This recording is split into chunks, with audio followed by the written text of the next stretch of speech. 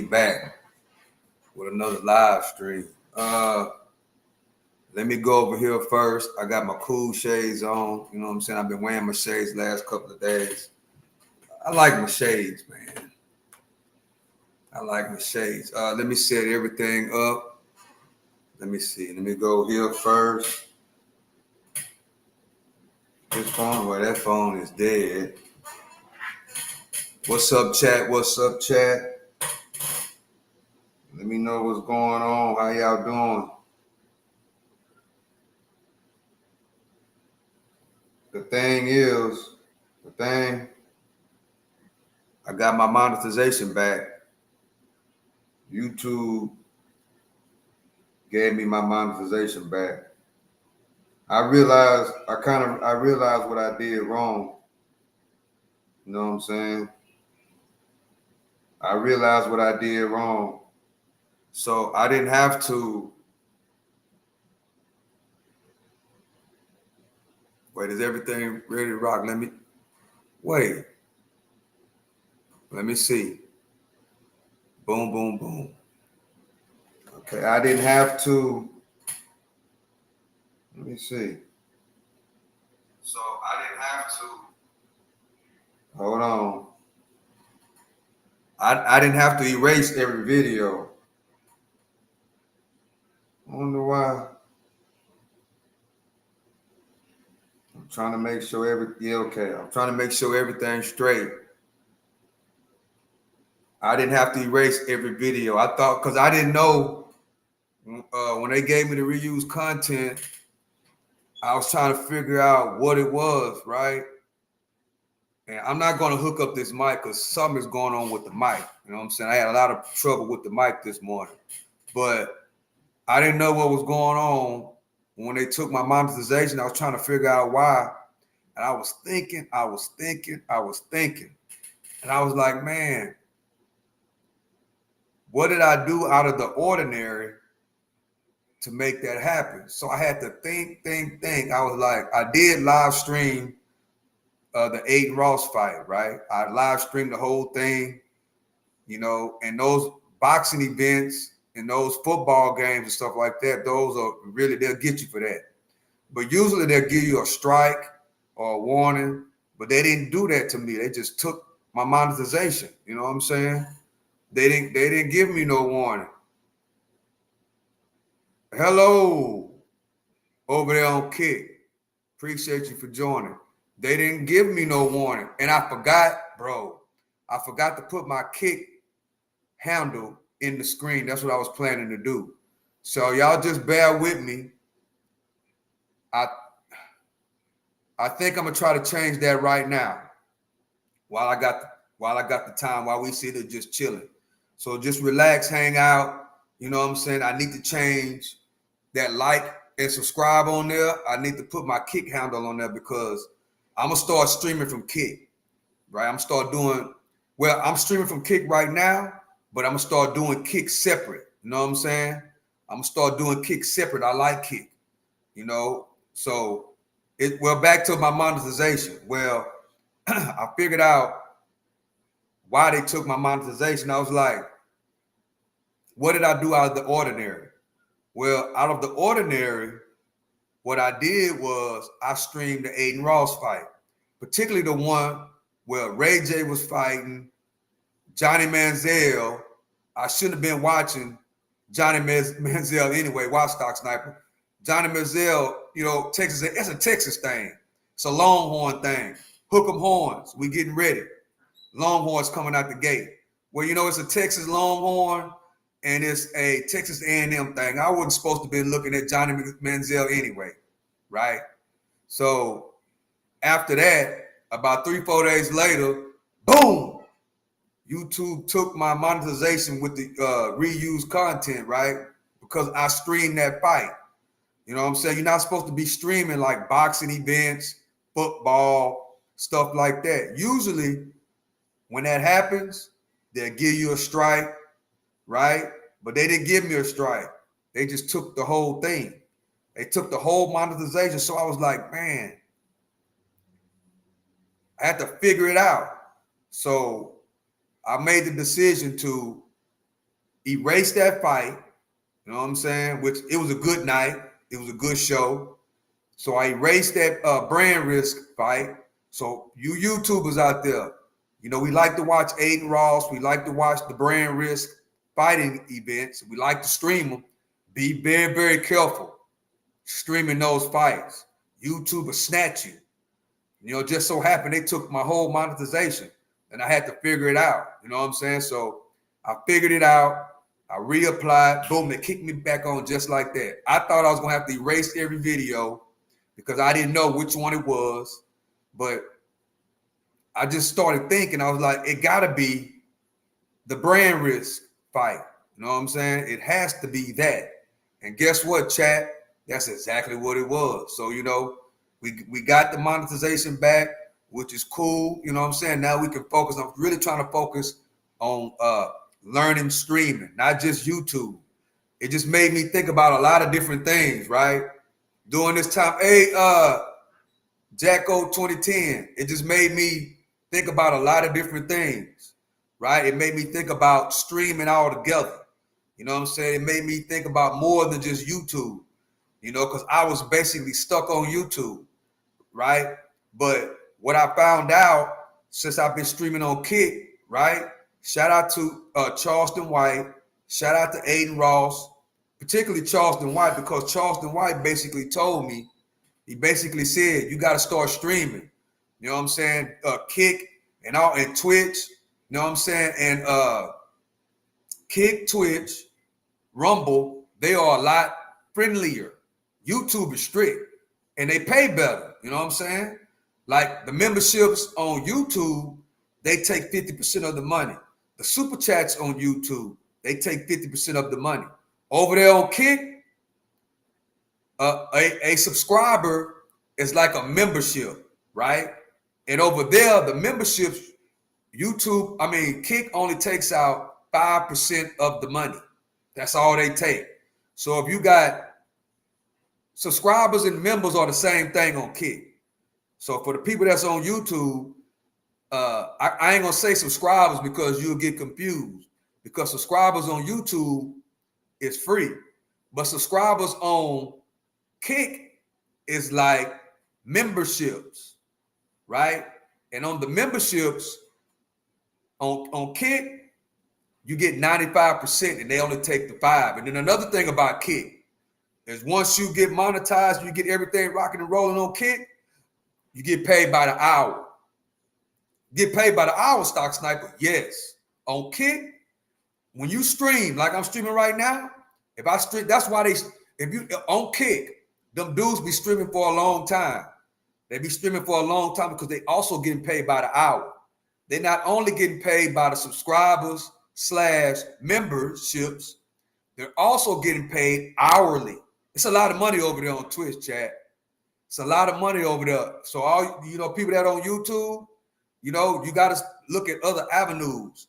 And Kick is a lot more content creator friendly. You can do a lot more. You know what I'm saying? With all the not all the hassles.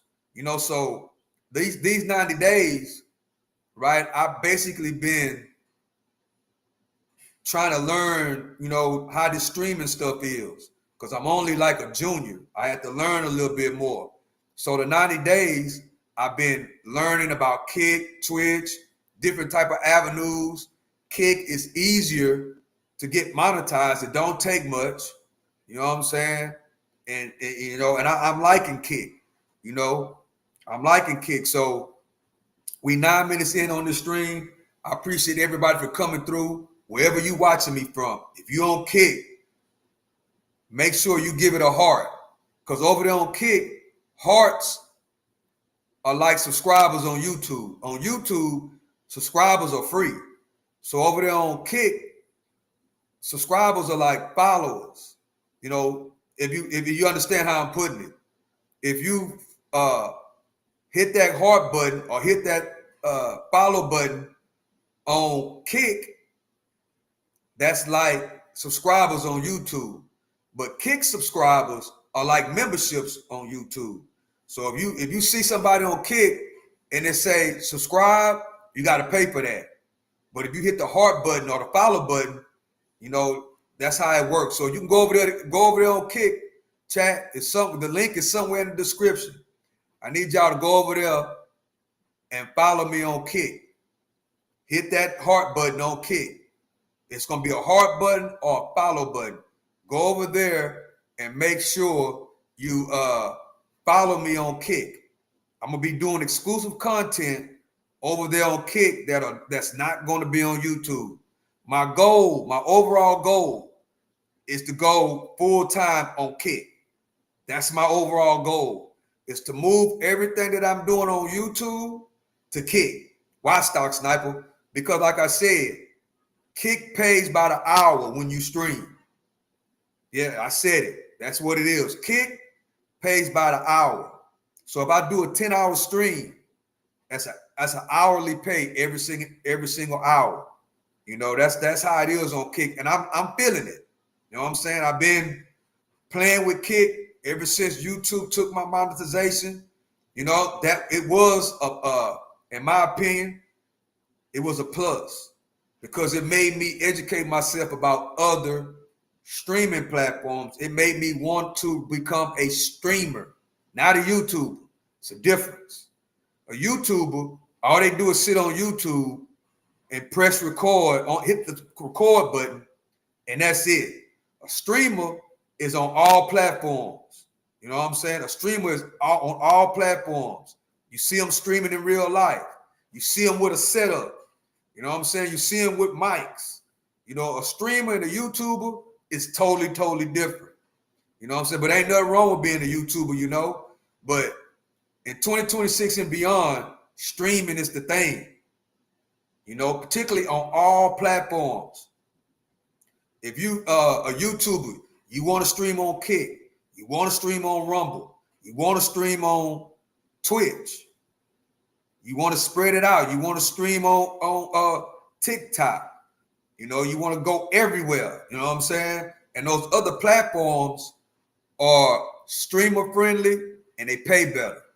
You know what I'm saying? I just basically gave an example on what Kick is. Me, I'm liking Kick, but I'm streaming on all platforms. So wherever you at right now, I'm on all platforms, you know. But for the people that's on Kick, I'm going to do Kick only streams, in real life streams.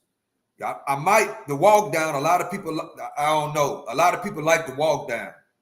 We had a lot of people on the walk down earlier today. That ended up doing 29,000 views, the walk down earlier today. A big turnout. You know what I'm saying? Also, that I think what happened after my monetization got took, YouTube cut off the faucet. You know what I'm saying? Meaning that because YouTube controls the faucet. What do you mean by the faucet, Stock Sniper? YouTube controls where they put your channel, who they show your channel to. So if you're in the doghouse with YouTube like I was, they cut my faucet out. They cut it off.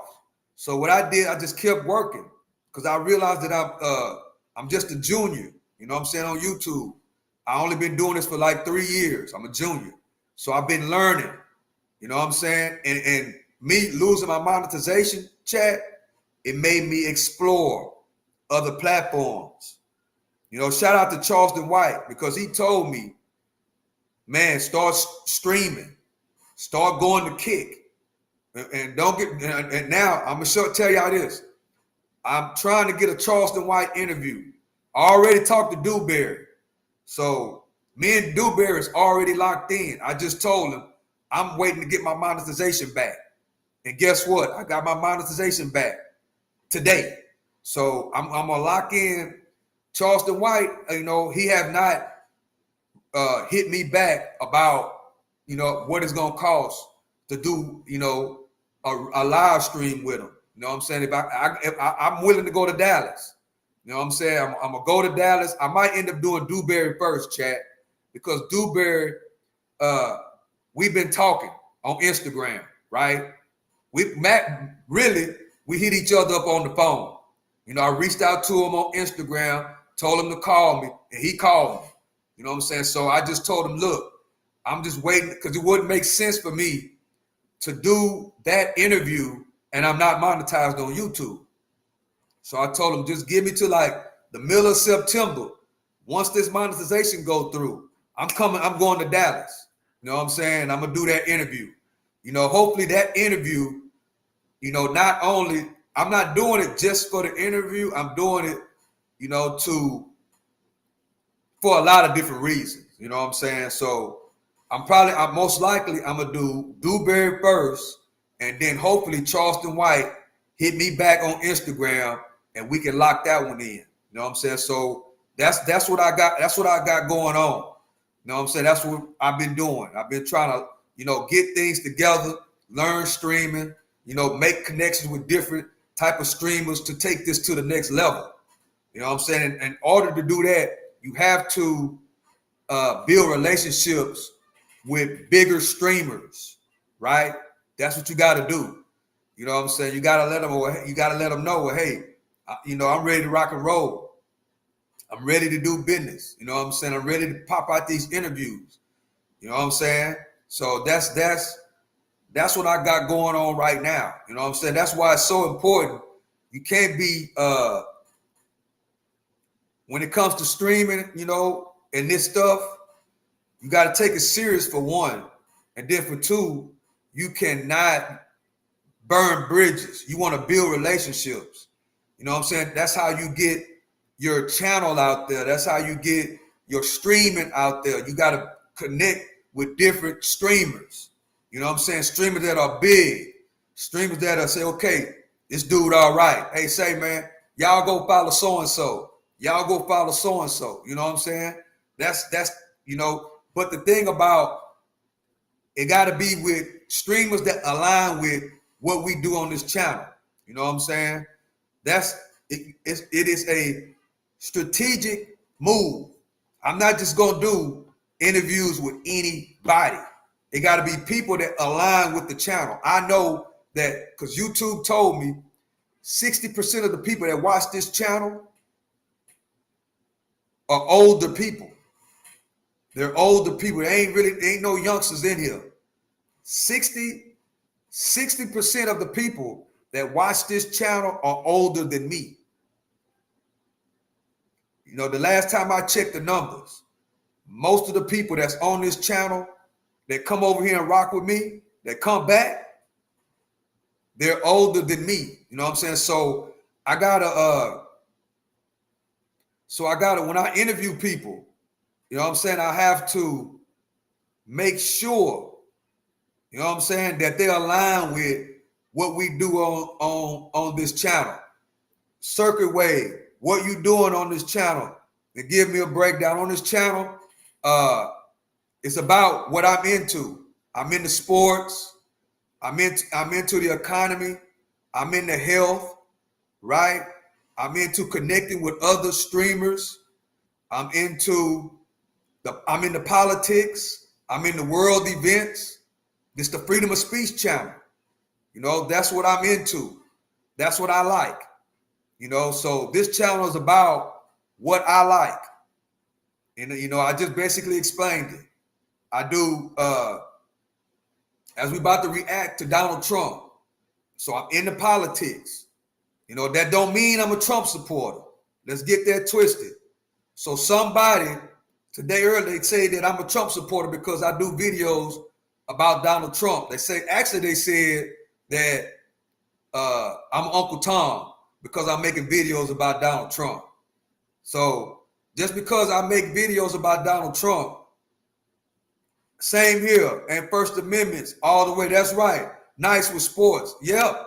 I do sports commentary. That's how Circuit Wave. That's how I lost my monetization. I broadcast Brand Risk. That's Aiden Ross boxing match. I streamed the whole fight, and they took my monetization. I had a good night though. It was a good night. But I had to learn. You know, I had to learn, you know, the rules and regulations and how to do it the right way.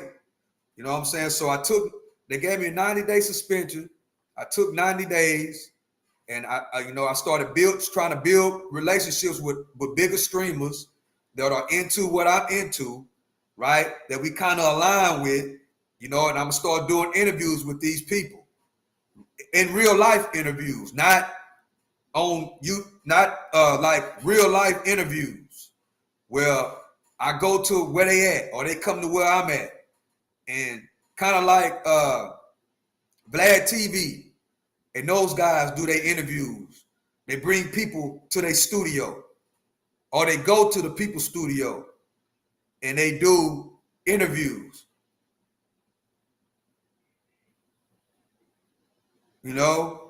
Yeah, I'm not that into him with the Iran situation, so I'm a centralist. Yeah, that's right. It's the best way to do is be a centralist, but it's good to pay attention to what's going on around the world. You know what I'm saying? It's good to pay attention. It can help you make moves in real life. You know what I'm saying? I subbed anyway. All right, appreciate you, Circuit. Thank you for subbing. Appreciate you. But yeah, it makes you understand what's going on, and it's good to know what's going on around the world, because you never know. You know what I'm saying? It's good to educate yourself. Dennis Rodman, is that you? Nope, I'm not Dennis Rodman. Isaac Newton. No, I'm not Dennis Rodman. I'm not. Appreciate you coming through, Isaac and Circuit Wave. Appreciate y'all for coming through. 100. God bless, man. Yeah, God bless you too, Circuit Wave. Appreciate you for coming through. But yeah, Chad, we finna get ready to. I just had to explain a little bit what's been going on with me today. Really the last 90 days, I've been learning more about streaming and how to conduct myself as a streamer. That's what I've been doing. So I'm on a lot of different platforms now. So we're going to react to Donald Trump, see what he has to say today, what he has to say. He did a Oval Office, little small like interview or whatever. And appreciate y'all for joining me. Let's play this. Let's go. Let me go over here.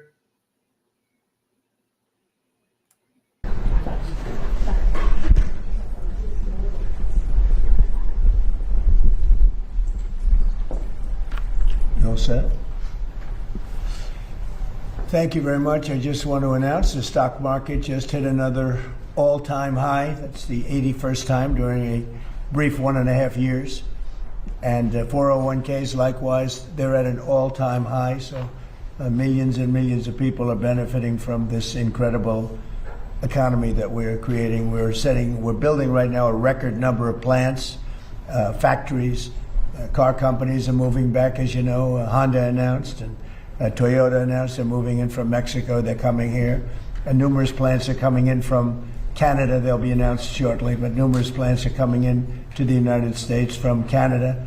Also Japan, South Korea, and Germany. So we're doing things that nobody's ever done before. But the stock market just hit 81 times in a short 1.5 year period. It's just hit its all-time high again. I want to congratulate Darlene Graham on her tremendous victory on Tuesday night. And she's sailing now. She's really doing great. She's still got to run against a radical left lunatic. And the South Carolina people are not going to stand for that. I know South Carolina very well. I won it every time by record numbers, have the all-time record by millions of votes. But I just want to congratulate Darlene for having run really a great race. And she's going to be a great senator. And the people love her. There's something about her that's very special. She's got a little Lindsay in there somewhere. Got good genetics. So Lindsay's looking down very, very happy. That over there? Very proud of her sister. So congratulations, Darlene. And finally, I guess the purpose of this more than anything else is we're going to be changing the name of Lake Ontario, effective immediately, to Lake America.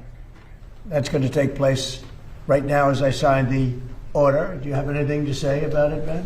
Yes, sir. So this is a straightforward but important executive order. It directs Secretary Burgum and the Department of the Interior to update the Geographic Names Information James. Service to reflect that the lake once Lake known as Ontario. Lake Ontario will from Lake this day of forward be America. known as Lake America. This is a lake that has most of its volume in the United States. The deepest parts of the lake sit in United States territory, so this will reflect that Good. this is an American lake.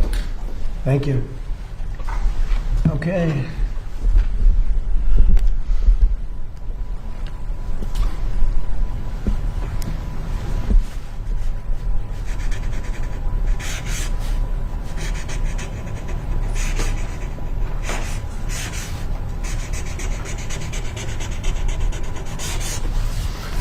Okay.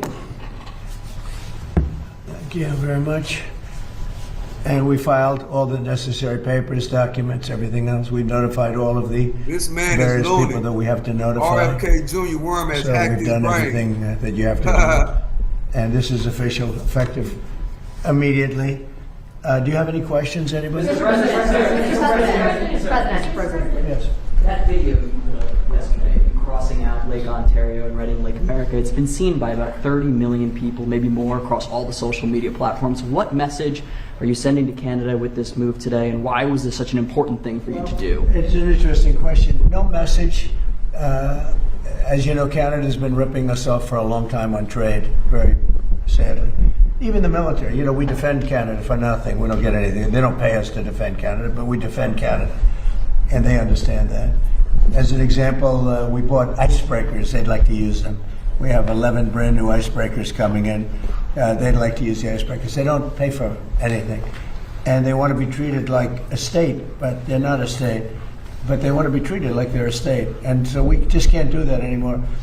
We lose on average over the last 15 years, $60 billion a year. Hey, what's carrying up, Canada. Kramer? So we just can't do it anymore. We love the people of Canada. good. I Not don't much think their just chilling, bro. representatives do an appropriate job. Maybe they'll change. I really don't know. I mean, it doesn't make much difference. But we can't let the whole Canadian thing that's been going on for decades, and it has to come to a stop. So we're going to be doing tariffs on their cars that are coming in at a substantial level, because we want to make the cars here. We don't want if they can make their own cars if they want, and they can continue to make their cars for Canada, but we don't want them to make cars for the United States of America. It's very simple. Likewise, many other products. So the lake change, Lake of America, was something I've been thinking about for a long time, actually. As you know, we took something called the Gulf of Mexico, we changed it, and now it's very routinely the Gulf of America. So if you think about it, we have a Gulf and we have a lake. Now all we need is an ocean. So maybe we'll have to change the name of the Atlantic and or the Pacific. Maybe we'll change them both. Why are you so focused on doing things like this towards America's allies instead of doing things that Well, they haven't target treated us adversaries? well.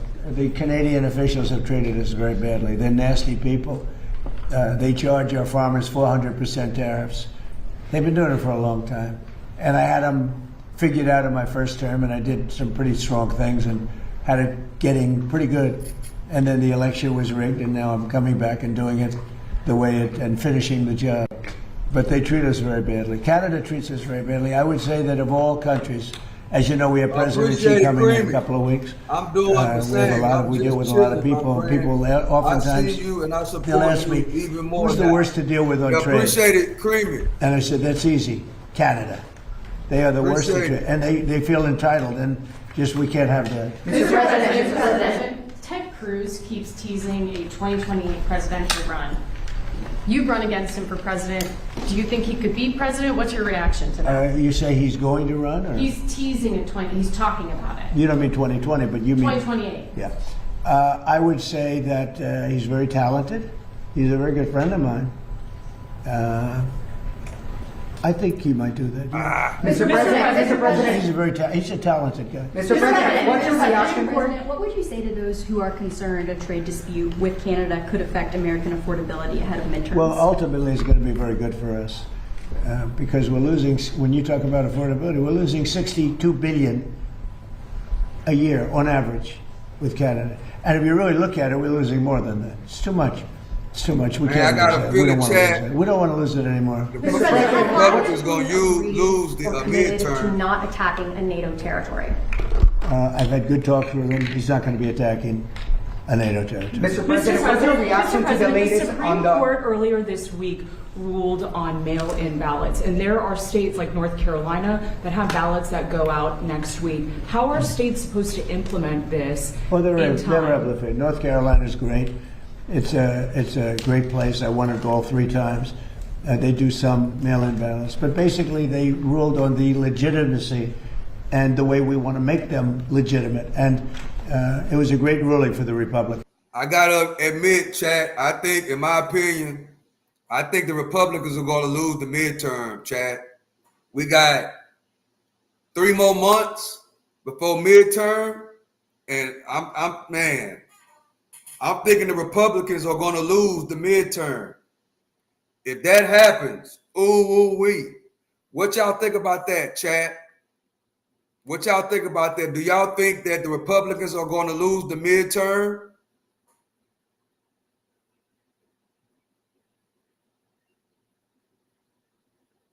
Creamy, yes, sir. I supported you beforehand. When I seen to disrespect you, now that I see what you doing, I give more support, respect, brother. At the very best, the midterms will be a mixed bag. Man, I'm thinking, that's my opinion though. I think that the midterms, I don't think it's looking good for the Republicans. Why do you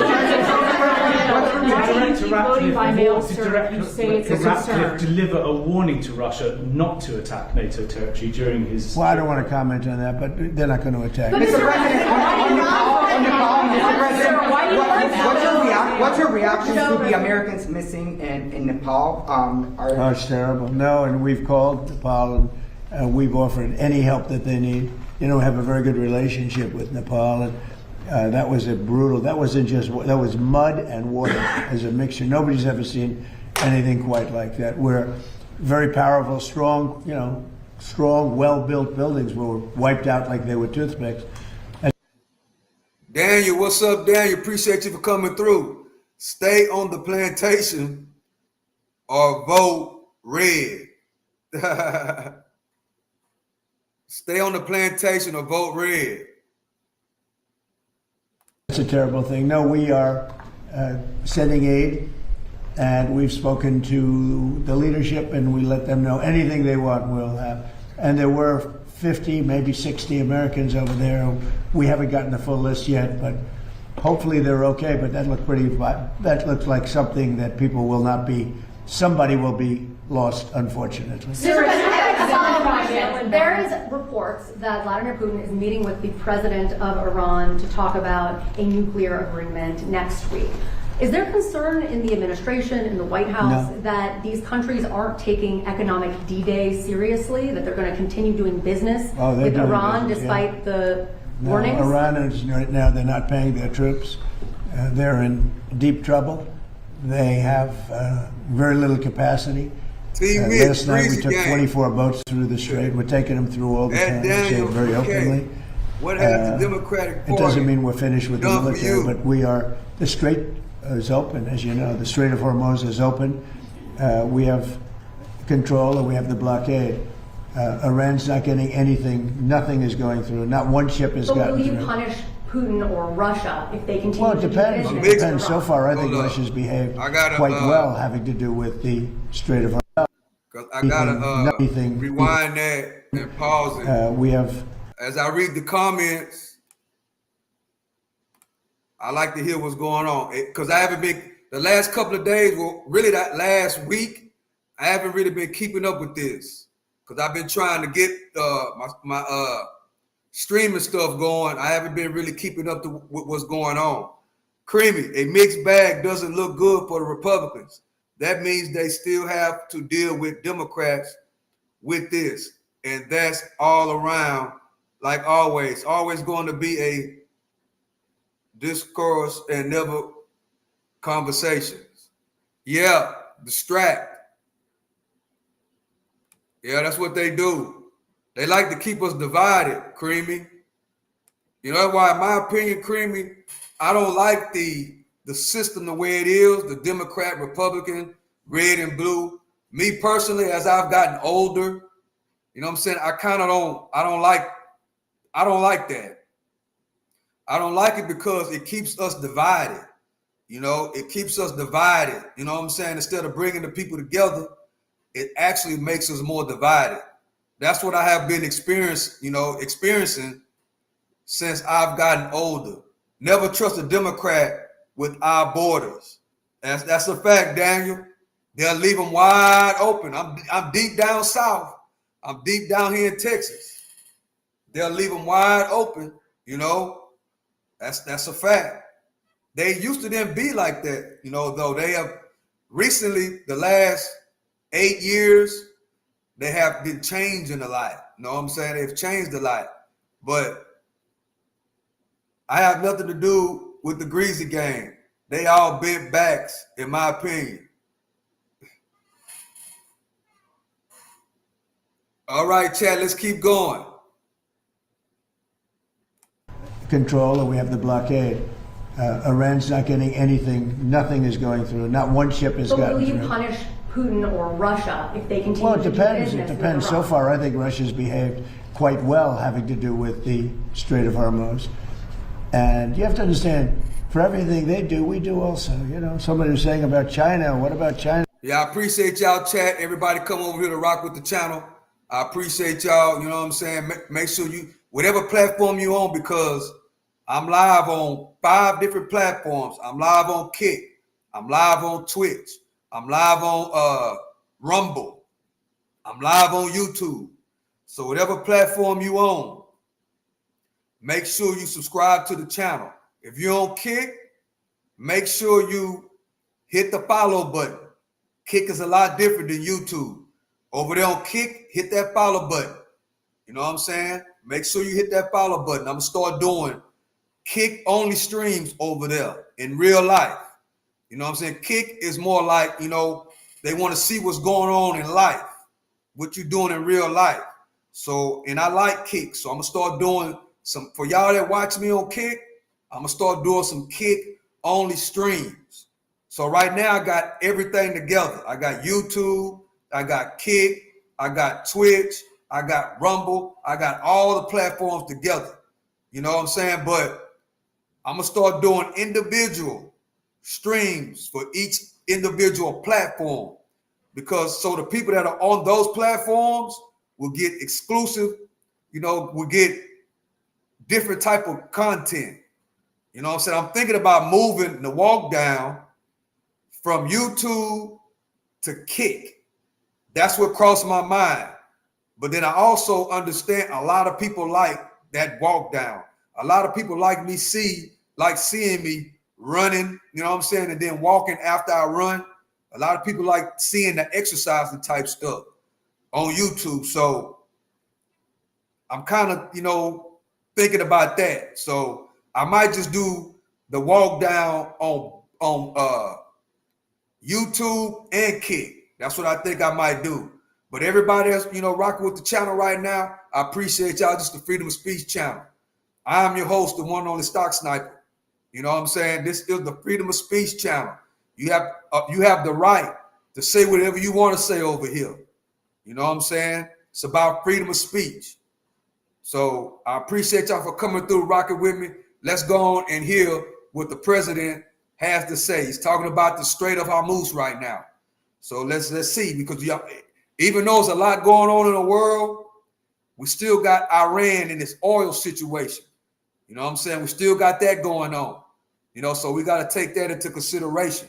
You know what I'm saying? It's good to understand and know what's going on in the real world. You know, it's good to know. You know what I'm saying? So let's keep it going.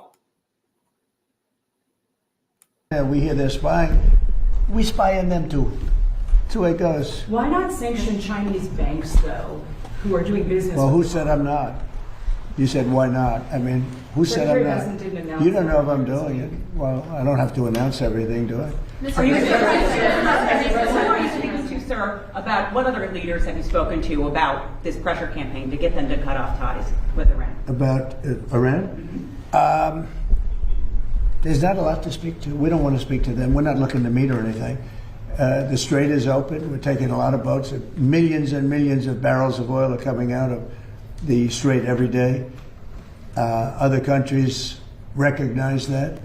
Every once in a while, they shoot some, they put some shots out. We totally cleared the Strait of, we have the best minesweepers in the world, the underwater minesweepers. And we've totally cleared the Strait of mines. And we're watching very closely through Space Force, which is one of my things, one of my many things. But we're watching, we see every inch of the Strait. Vote blue. And any boat goes into Trump the mine, speak we see must it. be stopped. And we take it out. Hey, We what's take it up, out to unknown? Thank you. So I'll be going to Texas, and we're working very hard. We want to win that race. He's running against a man who should never be. We have a very good candidate, Ken Paxton, and he's running against Telefrico, they call him, because he is a little freaky, and that's not a man that represents the value of Texas. So I'm going to help Ken Paxton, and I'm going to spend a lot of time. Trump, how you know what the value of Texas is, bro? You from New York. New York City? Yeah, Donald Trump, you from New York. Shout out to New York. You don't know, Trump, you don't know nothing about the value of Texas, bro. In Texas, I have the all-time highest vote in the history of Texas also. And I'm going to spend some time there. We'll be going tonight. Some of you are going with me. Thank you very much, everybody. Then again, he probably do, Chad. Check, Texas is a red state. He probably do. Let me see. I'm trying to go over here, Chad. What I also missed, is Iran state TV video appears to have been threatening Barron Trump. Barron Trump is Donald Trump's son. Man, there's a lot going on in the world, Chad. It's a lot going on. So we're going to go over here. We're going to watch it. We're going to react to this. Let me know what y'all think about this in the chat. Appreciate y'all for joining me. Make sure you subscribe to the channel, hit the notification button, and drop a comment. Let me know what you think about the stream. Let me know. This is the Freedom of Speech channel. You can come over here. You can speak your mind. I don't think I know everything, So come over here, speak your mind. Let me know on your opinion matters on whatever we talking about on the live stream. It matters. Okay, now let me do this. Boom, boom, and let's see. Because I need to get caught up to date with what's been going on these last couple of days, because I've been doing other things, and I'm just finding out that Iran has threatened Barron Trump. Latest Iranian public threat and the apparent bounty on the life of 20-year-old Barron Trump. Hey, what's up? Hold up. Well, I think you have to take these kinds of threats very seriously. Especially. What's up? Gear Jammer, what's going on? Appreciate you for joining the stream. Trump just keeps on winning over and over and over again. What's up, Birth? I really like Trump. I think he's swell. Sylvia Wiggins, make sure you vote for Trump favorites. Smart, so he can get our economy back for all Americans. Thank you for raising awareness. Oh, appreciate you, Sylvia Wiggins. Appreciate you. Now, I'm just now finding out, chat, that allegedly Barron Trump, Trump's son, has been getting threats. I remember when Barron Trump was a little bitty kid. I'm talking like I know him, Chad, right? But I remember when Trump first came down that escalator and let us know that he was running for president. Barron Trump was a little bitty kid. Barron Trump is in college now, Chad. That lets me, man, time is passing, bro. Time is passing. You know what I'm saying? It really, really is. Barron Trump is now a grown man, bro. Barron Trump is now a grown man. If they did it over Iranian TV, it's crazy for them to even try something like that, because that would probably result, without question, in an all-out war. And so I think the United States is going to have to take that threat seriously, but I also think Iran needs to be aware of the consequences of doing anything like that. It is definitely not in their interest. Because the way that video at Iranian state TV aired, it seemed to suggest that perhaps a supporter of Iran, a supporter of terrorism in the United States, should go out and try to kill Barron Trump and then get a $10 million reward for doing so. Is that the way you understood it as well? Did y'all hear that, chat? Allegedly, they saying that it's a $10 million hit out on Barron Trump. Bro, that's wow. It's a lot going on in this world, man. It's a lot going on. Just imagine if it's really pulled off. Just imagine if this really becomes a reality. What do y'all think about that, chat? According to Secret Service, it's a $10 million hit out on Barron Trump, bro. What y'all think about that, chat? We got how many people on YouTube? We got 33 people on YouTube in the chat right now. Let me know in the comment section. What do you really think about this? Secret Service is putting it out there allegedly that there is a $10 million bounty on Barron Trump. Bob, what? No, I do not believe it, even as much as Butker, full of lies. Anyone that believes this injected bleach. Oh, no, no, no, no, no, no, no. Bob, I hope nobody injected bleach, bro. I hope nobody injected bleach. Make sure turn blue. I hope nobody injected bleach, bro. I hope not. But just think about it, though. If something like that was to happen, what would be the outcome? What would actually happen after that? Just thinking, what if it's true and they actually pull it off? What will happen? See, it's a lot going on around the world, man. You know what I'm saying? It's a lot going on. That's why we have to pay attention. If you think it's real or not, you still got to pay attention because you never know. You know, you never know. And man, if that was to happen, what do you think? How would Donald Trump and the U.S. military react to that? I pray it's a lie, bro. Chat, I pray it's a lie. I pray that it's not real.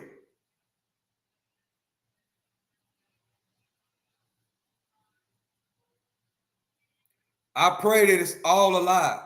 Because if it's not, and they can actually pull it off, woo! They say it's a war right now over oil with Iran. If that happens, it's going to shock the world. It's going to shock the world. Well, look, Wolf, the threats we've gotten from Iran are very similar. The word goes out that individuals here in the United States might be the kind of terrorists who might attempt that kind of assassination, either on the president or the first family or others as well. That's the kind of intelligence we've gotten in terms of Iran's threats. And so it's for that reason that you have to take these kinds of threats very seriously and not assume that it's just propaganda. Iran, from my experience, makes these kinds of threats. You've got to be prepared to deal with it, because that kind of craziness can be a reality when it comes to what they do. And they dramatically have to beef up security for Barron Trump right now. I assume you agree, right? Absolutely. Absolutely. Let me also ask you, Mr. Secretary, about the current U.S. sanctions, the new sanctions on Iran, and the threat to punish countries that continue to do business with the Iranian regime. China is Iran's top export partner, and China is severely criticizing these latest new sanctions from the U.S. Is Washington headed for a collision course with Beijing? Well, I think what's happening, Wolf, is that we've been in a stalemate in Iran. Both sides are running out of options as to what to do. The United States has tried military action that has not brought down the regime. It hasn't stopped them from firing missiles. It hasn't stopped them from closing the Straits of Hormuz.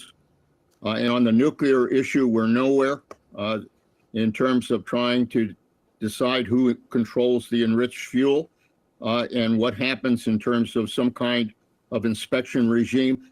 None of that is anywhere. And so the United States is now trying an economic approach, D-Day. But on D-Day, when the United States landed, we had a lot of allies landing with us. That's not the case here on this economic D-Day. The reality is that China, nor any of the countries that Iran has traded with, are part of this approach. And for that reason, it becomes very hollow unless you can get other countries, particularly China, involved in making sure that we do everything to isolate Iran. So I do not see this as being a very successful move until they're able to get that kind of cooperation. And I don't see that coming from China in particular. And on that specific issue, if China is not held to account, Mr. Secretary, will Iran's other major trading partners, such as India and Turkey, for example, be as likely to sever ties? I think all of them are going to be very cautious before they take action here. Frankly, the United States, prior to making this kind of announcement, should have lined up these countries to support isolating Iran. They didn't do that. In the press conference yesterday, the secretary is kind of hopefully praying that these other countries will come in and support this initiative. That's not a good way to conduct business. You've got to lay that groundwork. You've got to build those allies into the package. They've got to be committed to doing this. Otherwise, as I said, you can say you're going to conduct, a D-Day approach on the economy, but the reality is nobody's going to show up, and that means that, frankly, we're going to continue right now in this forever war. That's the likely outcome of all of these actions that we're seeing now. We just learned in the last few minutes that the CIA director, John Ratcliffe, secretly traveled to Moscow overnight to meet with top Russian officials. It comes as negotiations to try to end the war between Russia and Ukraine have stalled, and just after the Treasury... That's crazy, Chad. Let's go over here and see what else is going on. I got to get caught up on a lot of stuff that I have not been paying attention to. Yeah, I ain't really been paying attention to what's going on lately. I've been trying to get my kick ready to rock. I've been going to streamer school. So I haven't been paying attention to what's really going on that much around the world, chat. Appreciate y'all for joining. We got 54 people in the building. If you have not hit that like button, please hit the like button. We got 54 people on YouTube. Do me a favor. Hit that like button. You know what I'm saying? Shout out to Kick. If you over there on Kick, make sure that you hit the follow button. If you on Rumble, whatever button you got to push on Rumble, make sure you hit that button. If you're on Twitch, make sure you hit the like button, the follow button, whatever button is over there on Twitch. Make sure you hit that button so you'll be notified whenever we stream. I'm going to stop saying go live because I'm a streamer. So whenever I start streaming, you'll be notified. You know what I'm saying? And I'm going to start breaking these streaming services. I'm going to start breaking up these platforms. So Kick, y'all are going to get Kick-only streams. Rumble, you're going to get Rumble-only streams. Twitch, you're going to start getting Twitch-only streams. That's what we're going to start doing over here. That's what we're going to start doing. So here we go, chat. Appreciate y'all for rocking with me. Make sure you drop a comment. Let me know what you think. Captured the destruction at this checkpoint when dozens tried to flee. Chinese authorities are deploying to the autonomous region of Tibet, taking with them emergency supplies, search dogs and heavy machinery. China is maintaining close communication and coordination with Nepal to jointly carry out search and rescue operations and will provide emergency assistance based on Nepal's needs. In Nepal, military and private helicopters are flying into remote areas to rescue survivors. Almost 4 districts, they have been cut off from the mainland. All the bridges have been washed away. And because of the high velocity of flooding, it's like a flash flood, so people could not protect themselves. And there are lots of casualties. Family members of the missing are gathering at hospitals in Kathmandu, hoping for news. My family member has been missing since yesterday. I could not find his name on the missing persons list. Another family member is also still missing. With buildings... Hey, what's up? Welcome to the chat. Doof Bay Booth, appreciate you for coming through. He absolutely suggested to ingest bleach, and then the media ran with it. He was being sarcastic. Yeah, I think he was being sarcastic too, but you know, as the president of the United States, you can't say things like that, you know? You really shouldn't. I ain't gonna say you can't, because, you know, it's the freedom of speech, but you shouldn't. As the president of the United States, you shouldn't say nothing like that. Why, Stock Sniper? Because when the president says something, his words are so powerful that it's people that are actually try to do that. And that's so he was being sarcastic, but in my opinion, Chad, he shouldn't have said that. Sometimes we gotta think before we say things, right? So, you know, that's what I think about that. That's what I think about that, Chad. Bridges and roads buried or washed away, villages are unrecognizable. International support is arriving, and the UN Humanitarian Affairs Office says it has allocated $2 million for the emergency response. Kaylee Callahan, Al Jazeera. Satellite images showing the affected areas before and after those floods have revealed the extent of the devastation. On the border between China and Nepal, where a wave of mud and water crashing into the buildings can be seen on Wednesday, we can see that the river has swollen to many times its previous size. And looking closer, the structures on the China-Nepal border are now gone, with little trace of what was once there. And the destruction is not limited to that one site. In these images, we can see there's entire villages wiped out along the path of the floodwaters. Well, Tom Fletcher is the United Nations Under-Secretary General for Humanitarian Affairs and Emergency Relief Coordinator, and he says that search and rescue was upheld. In 2021, he scowled as he lost his final appeal. He lived out the rest of his days behind bars, but leaves behind a region overshadowed. Throughout the war in the virus, have to look at.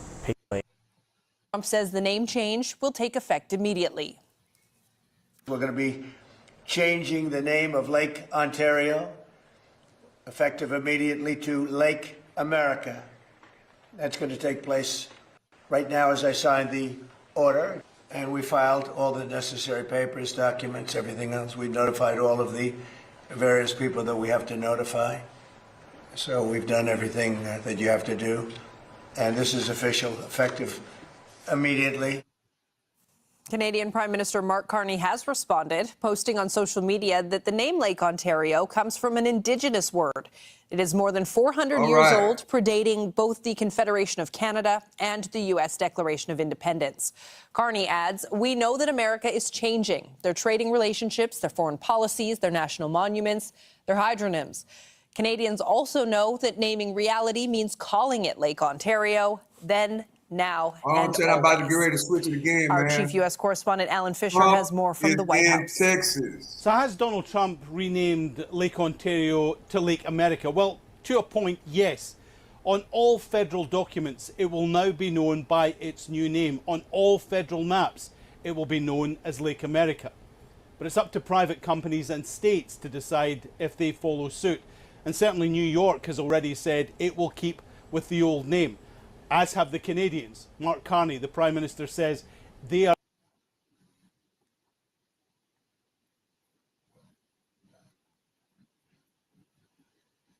Johnson was in Texas to rally with the Webb County judge, who is a Democrat turned Republican running in that area. Let's go ahead and listen in here on Live Now from Fox.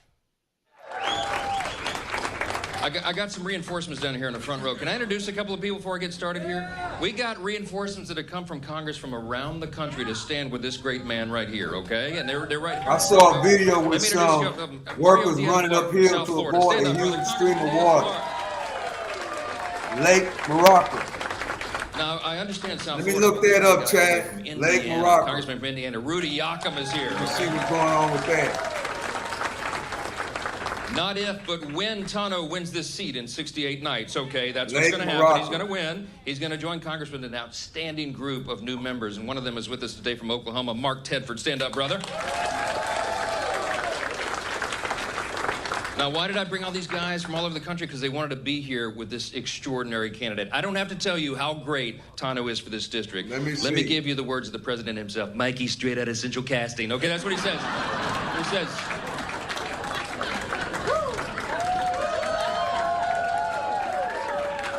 look at him, Mike. He's so handsome. He's so strong.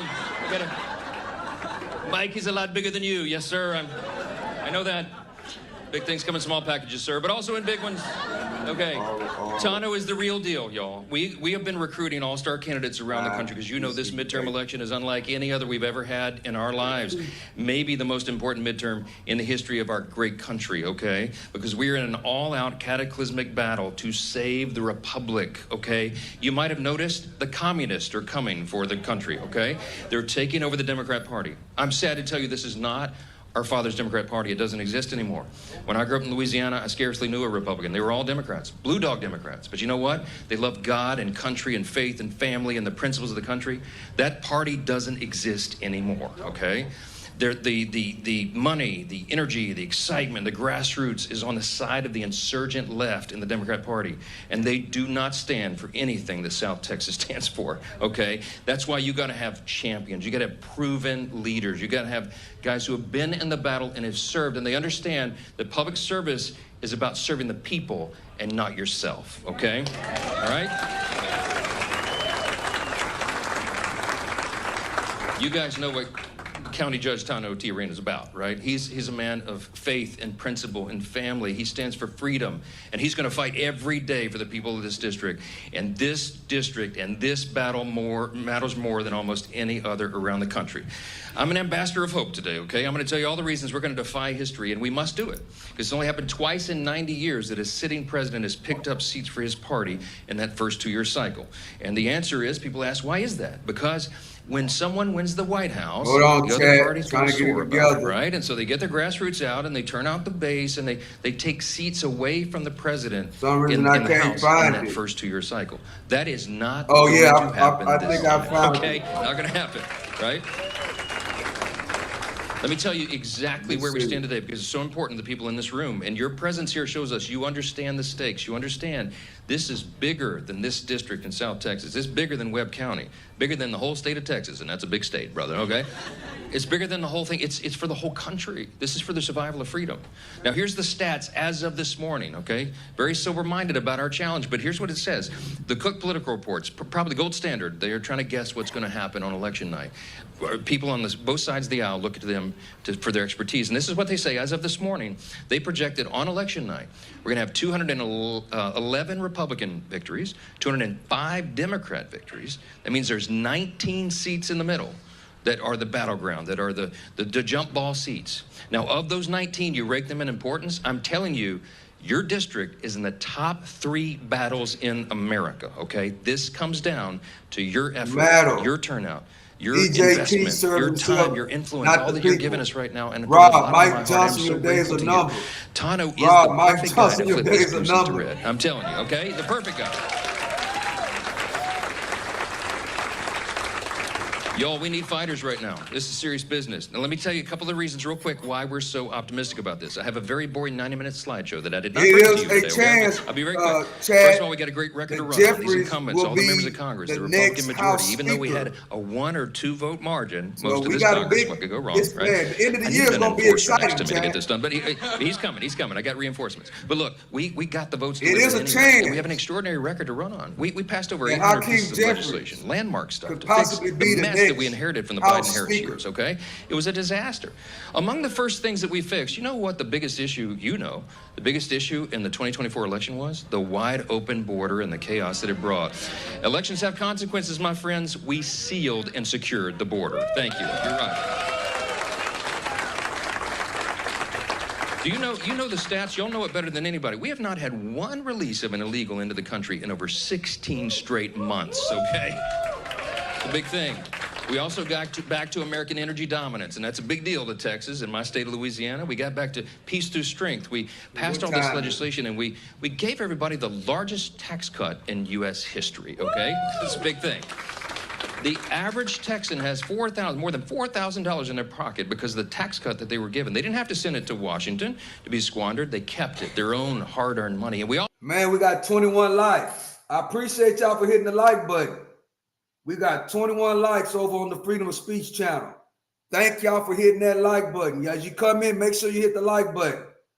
We got 21 likes, and I haven't even been asking to hit the like button. So y'all liking the stream. Appreciate y'all. Cut all the taxes on tips and overtime and Social Security, and we infused all the policies with pro-growth issues. So if you're a small business owner, and I know we got a bunch here, that's the mainstay, the lifeblood of the U.S. economy. We made life easier on the job creators, the risk takers, the entrepreneurs, because we allowed them to write off on their taxes investment in their business. If you invest in R&D, you invest in expanding to a new facility or new manufacturing or adding jobs, you can write that off on your taxes. That's a big deal to people. That's what's helped so many people. Now, we got a lot more work to do. We need reinforcements to do it. You don't just flip a switch and get out of 40-year high inflation that Biden gave us, okay? It's a gradual process, and we're getting that done. So great record to run on. We have second reason, we have far superior candidates, okay? I'm not going to tell you what an upgrade this will be. I've talked about Tano. Look, okay. In every way, okay? I talk about Tano all around the country, okay? Because he's the poster child for what we're trying to do and accomplish this week, okay? Go Texas, that's right, and I do it. I might as well be wearing the Texas logo everywhere I go. And look, y'all, I'm in the middle of a 30-day nonstop campaign fundraising tour. I'm going to 18 states, 34 districts. We don't stop. We save the best for last in South Texas, okay? I'm telling you, everywhere I go around the country, I talk about Tano. And Eric Flores is two great examples. They're down here in South Texas. They're going to flip blue seats to red that we've been needing to do for a long time. We got the right people at the right time. They know the people. They know who they represent, and they're ready to fight for your freedom, okay? We got to have them. And we're going to win this thing. And so we have better, far superior candidates. For the first time in 10 years, we have a slight fundraising advantage over the Democrats, okay? Yeah, big deal, big deal. Now, my job is to go everywhere, and I'm supposed to raise $400 million for the party. This is a gross approximation, but I think by God's grace, I think we crossed that line this past week, okay? So we're on track to do it.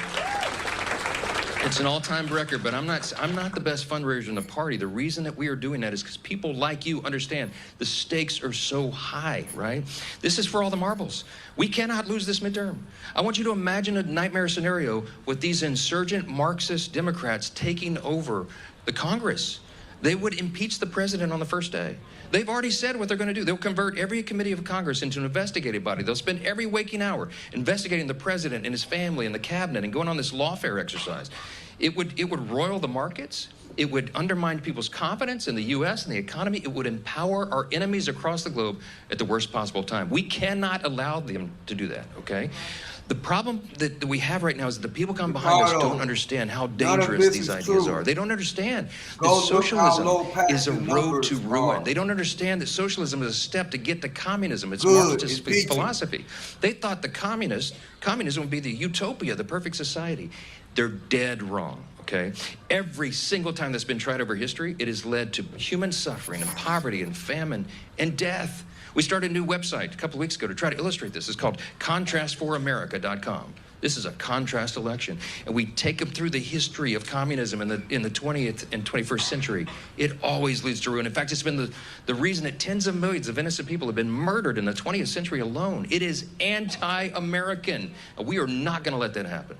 Ronald Reagan used to remind us all the time. He said, you have to remember this.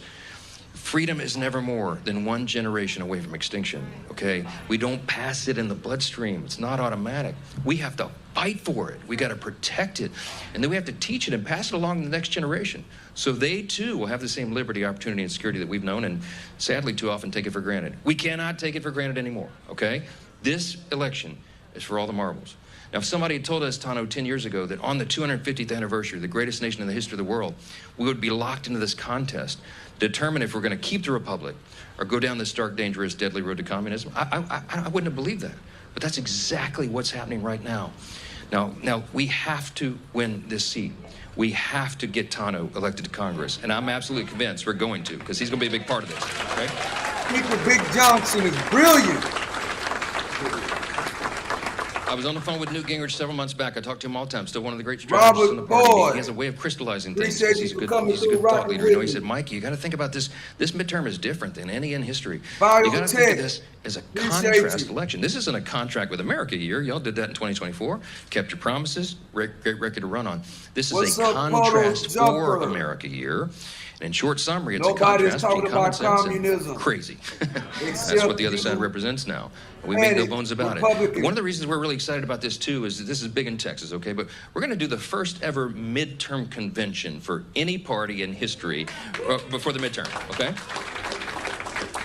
And, What's up, Chad? What's up, Chad? Appreciate y'all for joining. National I am your host, the one on the Scott Sniper. September 9th and 10th, right before early voting begins nationwide.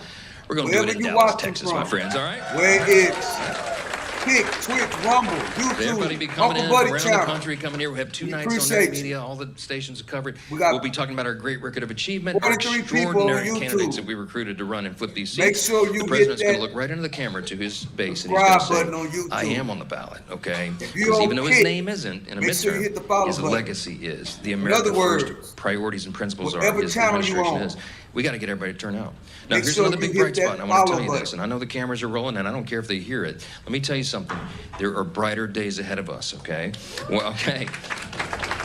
This is what we call a bridge election. What do I mean by that? I think it's the most important bridge election in the history of America. Why? Because if we just defy history and we hold the line and we get Tano elected and Eric and Teixeira and Monica De La Cruz here with a little while ago, we get all these guys elected and we hold the majority no matter how large. We just got to bridge it. Why? Because the next 2 cycles are much better days for us. Why? Do you know in 2028, that's the presidential cycle, okay? How many of you know we have a much deeper bench than the Democrats do for the presidential, okay? This is not a punchline. They're talking about running Kamala, Gavin Newsom, Pete Buttigieg, or AOC for president, okay? I can't wait, Tano. I cannot wait for this, okay? Now, 2028 is going to be a big year, but then it gets even better. Think of this. Texas, big thing in Texas, 2030. What happens in 2030? Listen to what I'm about to tell you.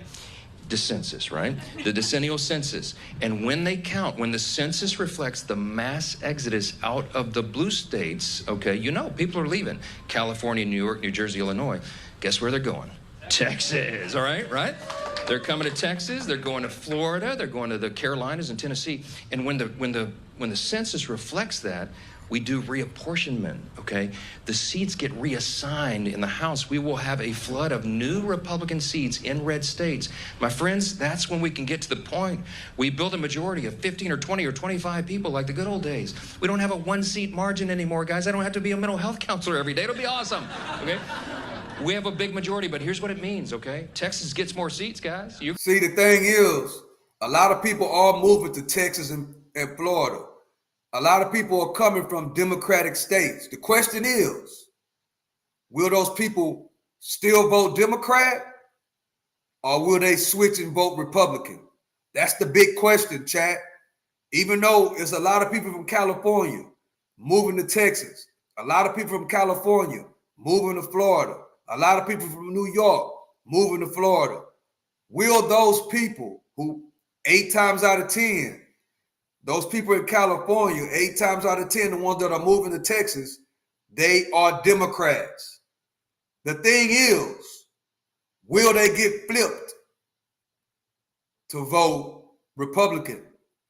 What if those people come to Texas and Florida and still vote Democrat? So it's something they got to think about, chat. We're going to have even bigger imprint on all this, all right? And then guess what happens? We build that majority. I'm telling you, that's how we build a durable, governing, common sense, conservative majority for a generation or longer. And my friends, that is how we keep the communists at bay and out of our country. That's what's going to happen, okay? So we got to get that done. I'm absolutely convinced we can. Now, I got 4 minutes left. Let me just give you a little thought here. By way of encouragement, okay?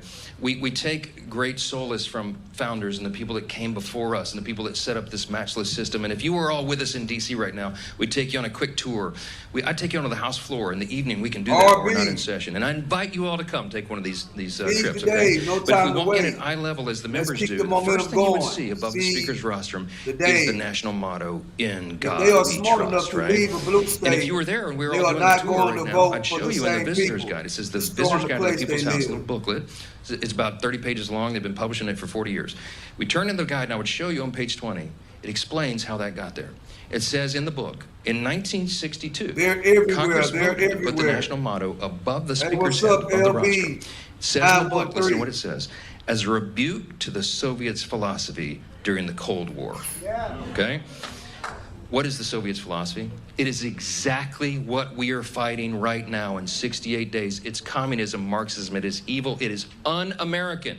Because let me tell you something. We're one nation under God. We said in the Declaration, our rights don't come from government. They come from our Creator, God Himself, okay? And that is a stark distinction with the communists. Because Marxism, communism, socialism begin with the premise that there is no God. That is not who we are. That is not who we are in America. It ain't who we are in South Texas either, okay? Right? I'm telling you, it's hard not to over-spiritualize this, but this is a spiritual battle for the future of the country. You know that. You know it, all right? God is not done with America yet. Okay? Another thing that Reagan used to remind us, he said, this is the last best hope of man on earth. He was quoting Lincoln when he said that. America, a strong America is good for freedom-loving people around the world. And to preserve it for our children and grandchildren, we have to win this midterm election, okay? We have to have men of character, integrity, men who will fight every day around the clock, who will roll up their sleeves, deliver for their constituents, deliver for America, and help us save freedom. That's what's on the ballot. Thank you for supporting Tano. He's going to get this done. We're going to flip this seat. I'm telling you.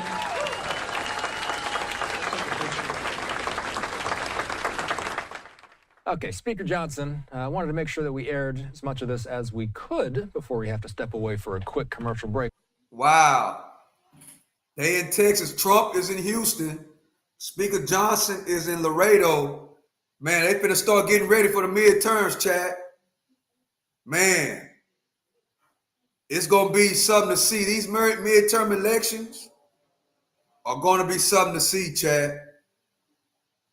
It really is.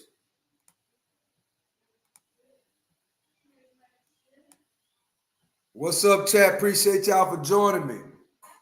Appreciate y'all for coming through. Y'all could be anywhere else, but y'all come to rock with me. And I appreciate y'all. And I appreciate y'all. Let's see. Let's see what this go through. What's going on with I will say this, that Chad? so far, we have had Iran strike at a lot of ships that go through the straits, and this has been the main danger. Bombing from the sky all you want to change their entire foreign policy, military strategy, and internal policy. Man, this war been going on for 6 months. If he's angry with Netanyahu because he thought the war would go differently, or lots of other Wow. speculation and rumors. But really, since then, we have had a different of opinion with regards to how we should proceed. Never mind even the aims of the war, just the tactics. Israel has been constantly pushing the United States towards more Hold kinetic up. activity. Let me pause it, Chad. I gotta towards read some violent activity. comments. Okay, Jacob, Cali, Chicago, New York, 3 biggest in the USA. New York used to be a great place too. Don Juan, watching from Little St. James Island. Hey, shout out to Little St. James Island. Wherever that is, I don't know. Where is Little St. James Island, Don Juan? If you could please let me know. All right, chat.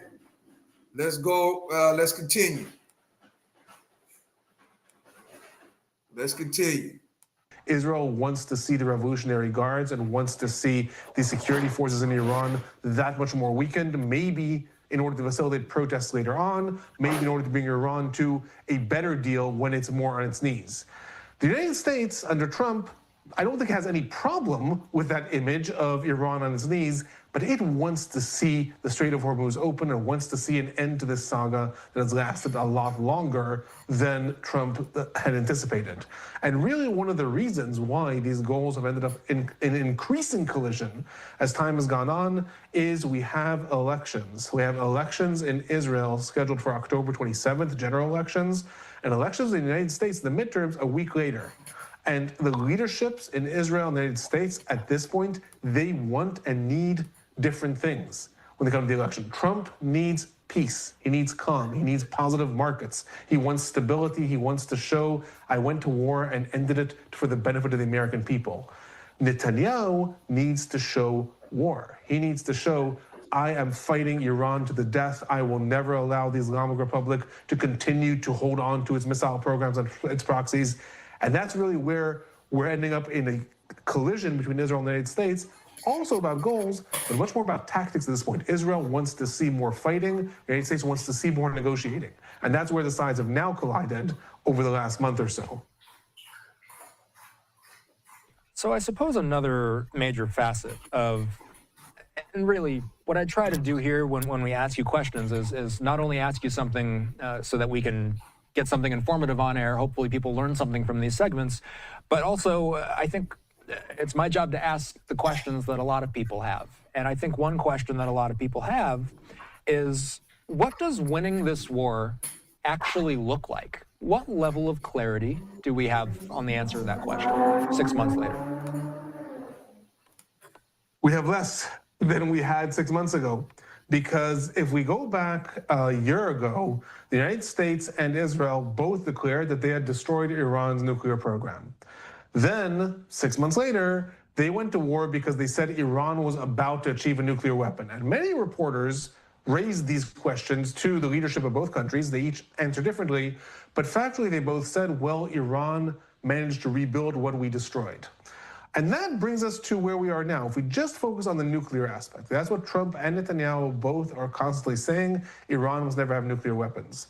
If, in fact, we have a situation where the most elaborate bunker-busting bombs were leveled at Fordo, and we have Pickaxe Mountain, and we have all this, and Iran was still able to, within less than a year, come to the point that they might again develop nuclear weapons, that tells us something about the ability to have a military victory here. Victory with regards to nuclear weapons, seemingly, will only be achieved if Iran itself decides that it doesn't want to pursue nuclear weapons anymore. And I know that seems strange, But there are countries, there's lots of countries, and countries that were led by equally fanatical people, including Libya, including at times Syria, that had nuclear programs, and they said, you know what?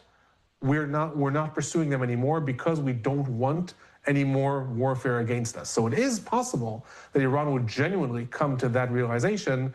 But without that, it's very difficult to see how Israel and the United States would keep on bombing once a year, maybe, but how they achieve victory with regards to the nuclear program. Then there's other questions with regards to the proxies, with regards to the Strait of Hormuz. At this point, I think the United States is not looking for a decisive victory. I think at this point, the United States is looking for some sort of long-term stability.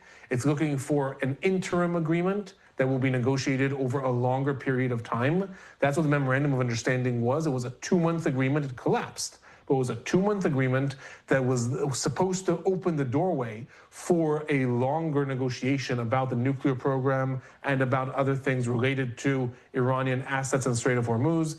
I think that's what the United States would like to see at this point. As far as the U.S. is concerned, victory at this point would be the Strait of Hormuz being open and Iran obligating itself towards some sort of long-term negotiation and at least saying maybe it'll freeze the nuclear program for now. Because otherwise, military victory, it's hard to see what the United States could achieve more unless they're willing to put boots on the ground. And that's a whole other mess when it comes to anywhere in the world and Iran specifically. In a conventional war, the U.S. has the upper hand in a conventional war, but we're not talking about a conventional war.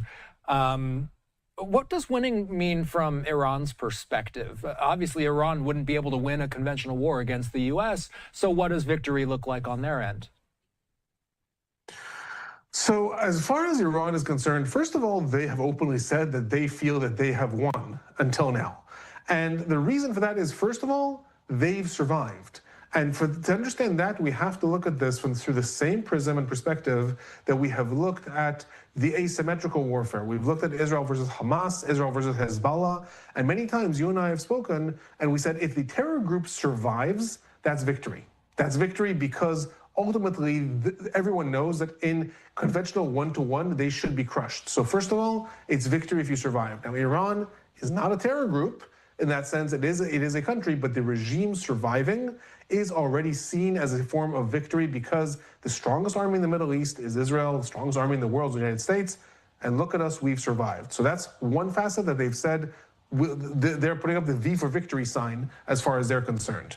A second facet in which they are trying to impose victory is that they are coming out, actually, at least until now, they are coming out much more of a strongman and a bully in the Middle East. And the reason was that they proved that they're willing and able to break through all of the taboos and conventions in the Middle East. We've had warfare in the Middle East, lots and lots of warfare, not just with Israel. We had Iran, Iraq. We've had warfare, also warfare between Saudi Arabia and Egypt. We've had Sudan. We've had lots and lots of warfare in the Middle East. Typically speaking, countries have not targeted each other's oil production facilities.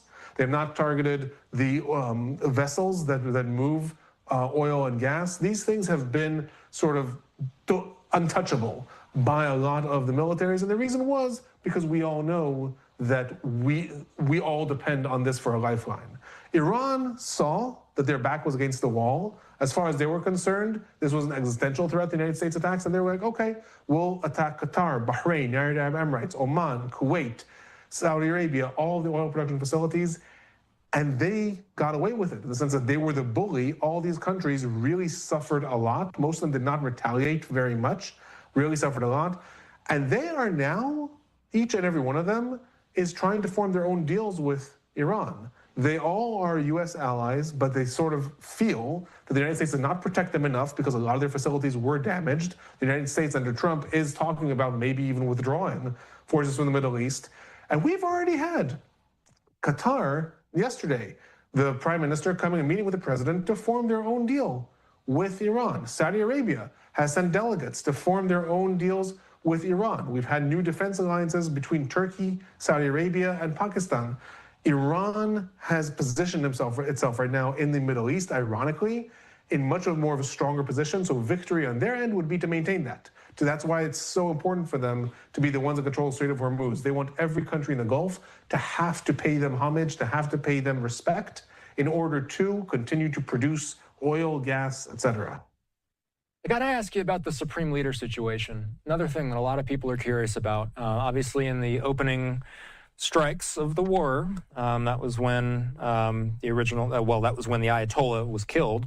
His son, Mojtaba, took over. People that watch us regularly have seen these photos before, and that's because there simply aren't a lot of photos of Mojtaba. Correct me if I'm wrong, Alon, but we still haven't seen Mojtaba. Is his condition still unclear? How would we define it today? So I'll take you back a little bit to how he was elected, because that's part of the questions about him. In the opening strikes of the war, Israel carried out bombings and assassinated the Supreme Leader, previous Supreme Leader, Ali Khamenei. He's been Supreme Leader of Iran since 1989, alongside a lot of the other Iranian leadership. Now, in Iran, when a Supreme Leader dies, the next Supreme Leader is elected by a council of experts or religious clerics. And one of the things that Israel tried to do, and I think if they had succeeded, we might have had a different outcome. One of the things Israel tried to do is when this council of clerics met in order to choose the next Supreme Leader, it was about 5 days into the war, Israel tried to bomb that site, tried to bomb the council itself. Now, it turns out that was a decoy. Israel bombed the building, but they actually were not meeting there. They were meeting virtually. They knew they would be the targets. If they had been killed, we might have had a situation of a power vacuum that would have led to breakdown and factionalism within Iran. But because they were not killed, they did get together and they had to select a new Supreme Leader. Among the options was Mojtaba Khamenei, and most people assumed that he was not going to be elected for two reasons. One, he's not a very, theoretically at least, we haven't seen him since he became Supreme Leader, but according to most reports, he's not a very charismatic figure. He's not someone, and we know this, in politics, you might be as smart as you can be. It's important to be able to persuade the people. It's important to be able to talk to the people. A lot of people said he's not an ideal choice. In addition to that, it was rumored that the council was concerned because they didn't want it to seem like a monarchy. They didn't want it to seem like the son of the previous leader is the one who's elected. Which raised the questions, why was he elected? And here we get a lot of rumors that he was actually injured in that initial attack, and that he was elected primarily because of those facts, because he was injured, and because he's not charismatic. And the real power in Iran, the Revolutionary Guards under Ahmed Wahidi, wanted a Supreme Leader elected who was not going to actually take an active role, wanted him to be elected, and wanted to be able to say, yes, you sit and heal from your wounds, we're taking care of the country, and not someone who's going to come out and all of a sudden make sweeping declarations or all of a sudden going to assume the reins. And that seems to be what has happened. The Supreme Leader, Mojtaba Khamenei, most intelligence agencies, Israeli, United States, and others, assume that he's alive. And they assume that he is actually giving directives and orders. But at the same time, most of the assumption is his directives and orders are being given to the Revolutionary Guards once they come and tell him this is what should happen, and then he gives the order, this is what should happen. And that seems to be currently the balance of power within Iran. We have the president and the foreign minister who are representing one side, and then we have the Supreme Leader. We don't know how much independent thinking he has because he was selected specifically because he was not someone who was going to be a strong leader. And that's the balance of power and how he has come into power. And right now, I will say also, he's developing an aura around him. The fact that he's not being seen, the fact is also developing a bit of a mysterious aura within Iran of where is he, who is he, and the fact that he's evading US and Israeli assassination plots is part of that aura as well. How strong is the argument that this war actually helped the regime consolidate power? So obviously we don't know, because we are in a state right now where Iran is suffering a lot more economically. The siege that the United States has now imposed and the indirect sanctions are starting to take their effect. The Iranian rial is now at the worst state it has ever been. The previous worst state was 1988 at the end of the Iran-Iraq war. Right now, the Iranian rial is being traded at about 2 million rials to $1, and that is severe inflation compared to where things were. So we may still see more instability. It's hard to give that endpoint right now. But to large extents, it is very likely that the war, at least until now, has managed to consolidate the security forces in their drive and determination to actually preserve the regime. That does not mean that the population is all rallied behind the flag. But if we go back to the situation that there was at the end of December of 2025 in January, with massive protests in the streets, then you and I were talking about the protests and what's going to happen in Iran, and I said that one of the dangers for the regime is the fact that there are different security forces. There's the Basij, the Revolutionary Guards, the police, the military, and if any one of them ever sides with the rebels or the protesters then, but they could have turned rebels, if any one of them, that's what happened in Syria. If any one of the security forces says, I'm not willing to suppress these people, the regime will be in trouble.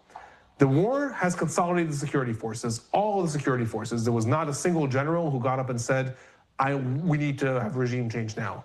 All the security forces, the military, the Revolutionary Guards, the Basij, the police, they all rallied behind the flag. So to that extent, the regime is stronger. The citizens, however, are suffering. They're suffering from the attacks, they're suffering from the economy, they're suffering from the crackdown of the regime out of fear of protests. So we might see a destabilization of the regime later on, but right now, from a security perspective, the regime is in fact more stable than it was before the war. So I guess one thing that we could use to close this conversation, I suppose, Alon, let's talk about the enriched uranium. That remains unresolved, I guess would be a way to put it. So they have the stockpile of highly enriched uranium. Hard to get to. The U.S. has damaged extensively their nuclear facilities. President Trump has not been shy about saying there will not be a nuclear Iran. He says that there will not be a nuclear Iran. Has this war actually reduced the nuclear threat compared to what it was before this war started, though? Or maybe it's even better to take it back to before Fordow was hit, before the B-2s were sent. Is the threat any less today than it was, say, during the Biden administration? So the threat is probably stalled to a large extent because of the extent of damage that the different facilities have taken.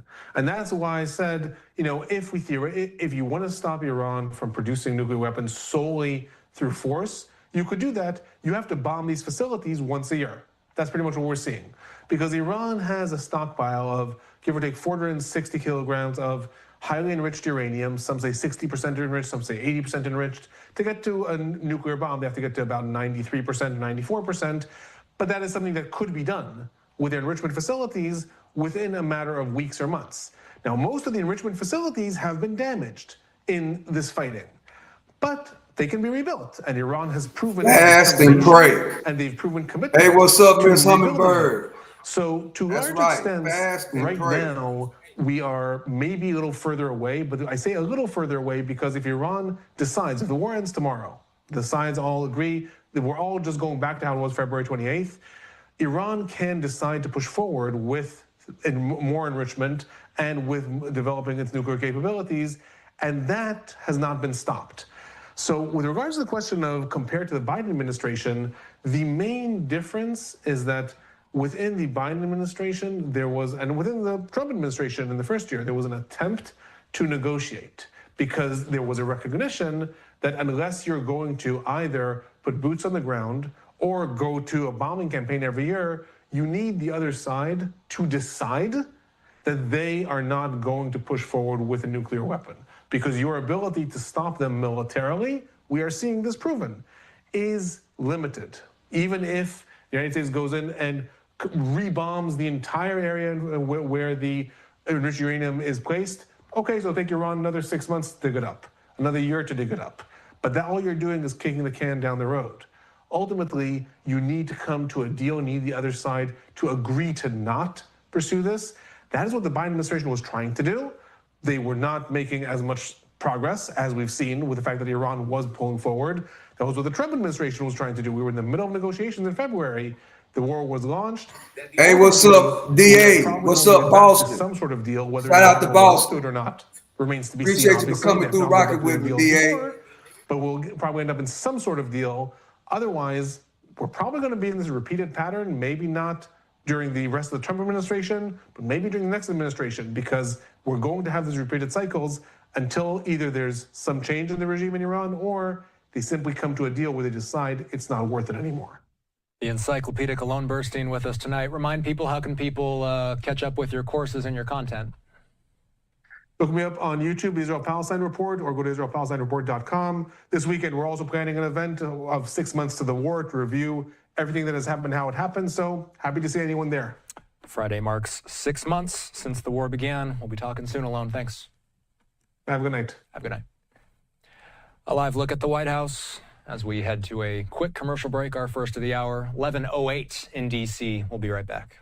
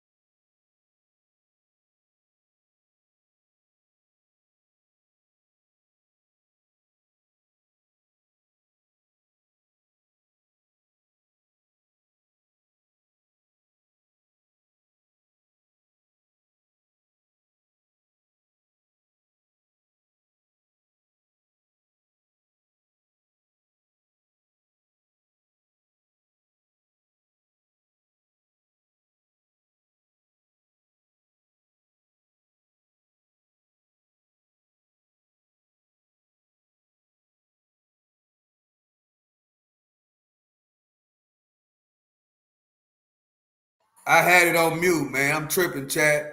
We're going to go over here and watch this about the rescue. Appreciate y'all for joining me. We got 31 people that hit the like button over there on the Freedom of Speech channel. Thank you for hitting that like button. Whatever platform you watching from, I appreciate you. Kick, Twitch, Rumble, Freedom of Speech channel, Uncle Buddy channel, wherever you watching from. We really, really appreciate you. Now, I got to get up to date.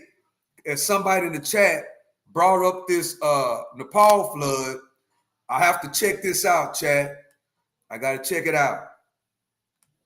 Guys, यस्तो live छ ओहो पुरा dam फुटेर आयो यार ल त्यसले बजारै गयो यार ल गयो यार So just an awful disaster in Asia with video straight out of an apocalyptic movie. Rescue teams now searching for hundreds of missing people all along the Nepal-China border. That includes dozens of Americans this morning. At least 353 people have been confirmed dead so far after catastrophic floods swept through several communities after a believed glacier collapse yesterday. Early before and after photos showed the total scope of that devastation. Jeff Paul is tracking it for us. He's joining us live from London with this. And a word of caution, some of the video you're about to see is disturbing. Jeff, good morning to you. Yeah, good morning, Bill. With so many still missing, including at least 65 Americans, according to officials in Nepal, there are fears the death toll will only rise. And now new warnings from officials in Nepal that a lake that formed in the floods from a blocked river could soon burst. Now, security camera footage from the Nepal-Tibet border shows people on the ground had only seconds to find safety. A wall of water, mud, and debris swept away people, cars, and buses, as well as many buildings that stood in the way. Those who call this area home are now searching for answers, as well as their missing family members. We tried calling him again. His phone was unreachable. Then we heard that a landslide had come down. We still don't know whether he's alive because we haven't been able to reach him. My brother has also gone there by car to see if he can find our father. We still have hope that our father may be alive. Now, initially, the U.S. Geological Survey reported an earthquake in the area minutes before the flash flood. But the USGS now believes it was a powerful landslide that struck. One theory, part of a glacier broke off, triggering an avalanche of ice and rock, which in turn caused the floods. The Red Cross says at least 10,000 families have lost their homes, and rescue efforts could not be more difficult. Roads have been buried in mud, and several of those critical bridges that connect these communities, well, they were ripped away during the floods. We also spoke with a helicopter pilot yesterday in Nepal who was actually flying above the area when disaster struck. He tells us he watched as everything was being swept away and felt helpless not being able to land and aid those in desperate need. It's devastating, you know, it's devastating. We have never witnessed anything like that. Seeing nature unfold like that, it was really hard for us, you know. We just wanted to get over there, help people out, and get the other rescuers there as soon as possible. U.S. Secretary of State Marco Rubio says the State Department stands ready to support Nepal with humanitarian aid. The U.S. Embassy in Nepal is also working to account for any U.S. citizens impacted and is in close contact with local authorities. Bill? Yeah, those poor people just never had a chance. You can see it in that video. Jeff Paul live in London. Jeff, thank you. Let's bring in Dr. Umesh Aritasha. He's a professor of Earth, Environment, and Sustainability at the University of Dayton. Thanks so much for being here. As they start to figure out what happened, I'm going to show everybody a map here of the landslide and the areas affected. You've studied this area for a good long time, a couple of decades. What do you think happened? Well, thank you for having me. Well, we know with some certainty at this point in time that the piece of glacier and rock broke off the mountainside and fell almost a kilometer into a river valley. And when it falls that far down, it turns into a fast-moving slurry of ice, rock, and water that ran down the river. So this is a story of a big rock ice avalanche and flowing downhill and devastating everything that was in this in that area.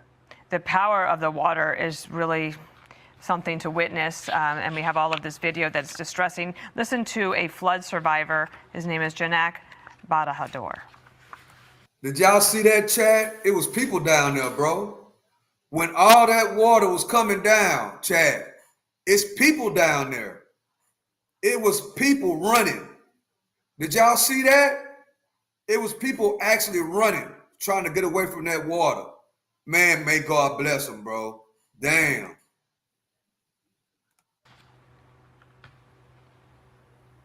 The river looked small from a distance, but it suddenly started overflowing and swept through this place. And Doctor, one of the things that we're seeing, of course, is like the personal devastation, the fact that they don't even know how many people are missing. It could be thousands. Yeah, so the story is about where it landed, in my opinion, because that area has grown significantly. What made it catastrophic, in my view, is the valley below now holds a highway, a border crossing, 14 or 15 hydropower projects. This is a tourist season, so the hazard grew. Exposure has also grown significantly in last many decades. So think about a large block of ice falling about 1,000 meters down. So think about more than 3 times the height of Eiffel Tower.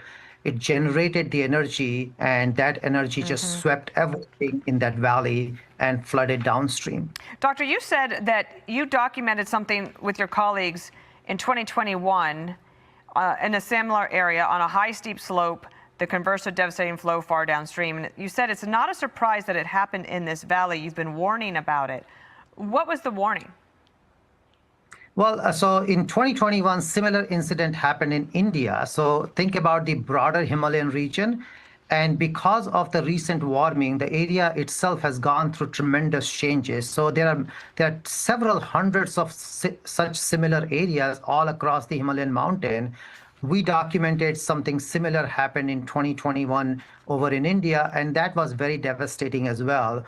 Although the number of casualty here seems much higher just because of the location, but also maybe because the total mass that detached from the bedrock may be very high.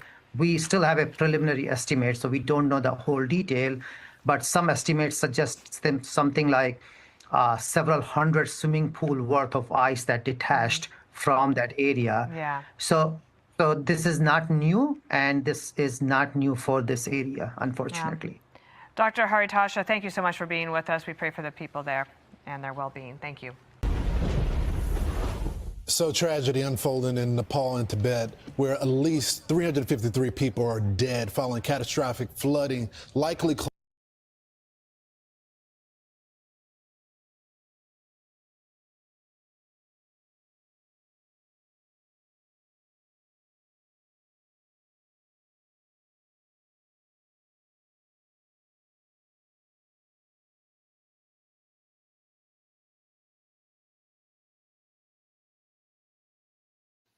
Yeah, what tripped me out, chat, was those people that were running when that big wave of water was coming down.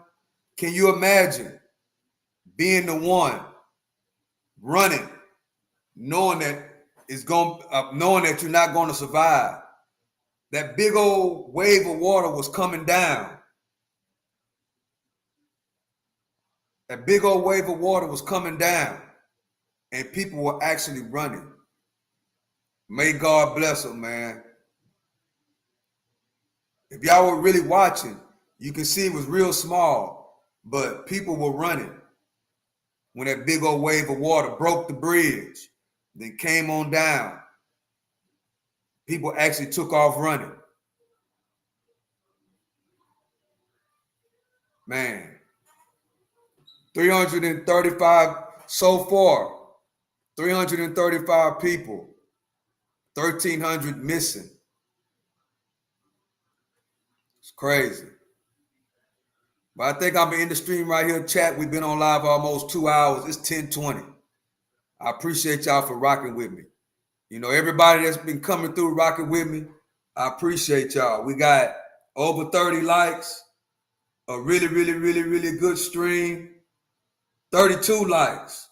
Appreciate y'all for hitting that like button. Appreciate everybody for coming through rocking with me. Today was a beautiful day. How was today a beautiful day, Stock Sniper? We got our monetization back. We got our monetization back today. You know, I lost my monetization about 3 months ago, and for some stuff that I did. But today we got it back, you know. So today was a really, really, really, really good day, you know. But the thing is, about the 3 months, I learned more about streaming. You know, I started streaming on other platforms, you know, and in a way, me losing the monetization was a good thing. Why, Stock Sniper? Because I wasn't thinking about streaming on other platforms. I was only concerned about YouTube. But when that monetization hit and they took it, I started exploring being a streamer, which is streaming from different type of platforms, like what I'm doing right now. I'm on Twitch, I'm on Kick, I'm on Rumble, you know, I'm on YouTube, you know, I could be on Instagram, TikTok. You know, it's about being a streamer, you know, streaming on multiple platforms. So the 90 days, it taught me something. It taught me about streaming. Because like I say, I'm only a sophomore on YouTube. So I have to learn about different things to get better at streaming. So that's what happened. And I got it back today. So it was a big W, big W, big W. Not only because I got the monetization back, but I educated myself these 90 days on other platforms. So I like to shout out to everybody on Kick, Twitch, Rumble. You know what I'm saying? I like to shout out to y'all. You know, y'all starting to rock with me. You know, I'm going to start doing Kick only streams. I'm going to start doing Rumble only streams. I'm gonna spread it out, because the people over there on Kick, you know, Kick is a lot different. So I have to, you know, do Kick only streams, you know. So and that's what I plan. That's what I plan on doing. You know, recently I just been streaming on all these platforms through the streaming service, but now YouTube gave me my monetization back. I'm gonna stream everywhere. I'm not going to say, well, hey, I got my monetization back on YouTube. I'm going to just stick with YouTube. No, I have upgraded from being a YouTuber to a streamer. So all YouTubers, it would be a good idea to explore Kick. Kick has a better paying platform, in my opinion. Why, Stock Sniper? Because Kick pays, once you get monetized, Kick pays by the hour. That's what happens. That's why you see a lot of these streamers, they stream all day. And we wonder, why is this dude streaming all day? It's because they get paid by the hour. So not only do they get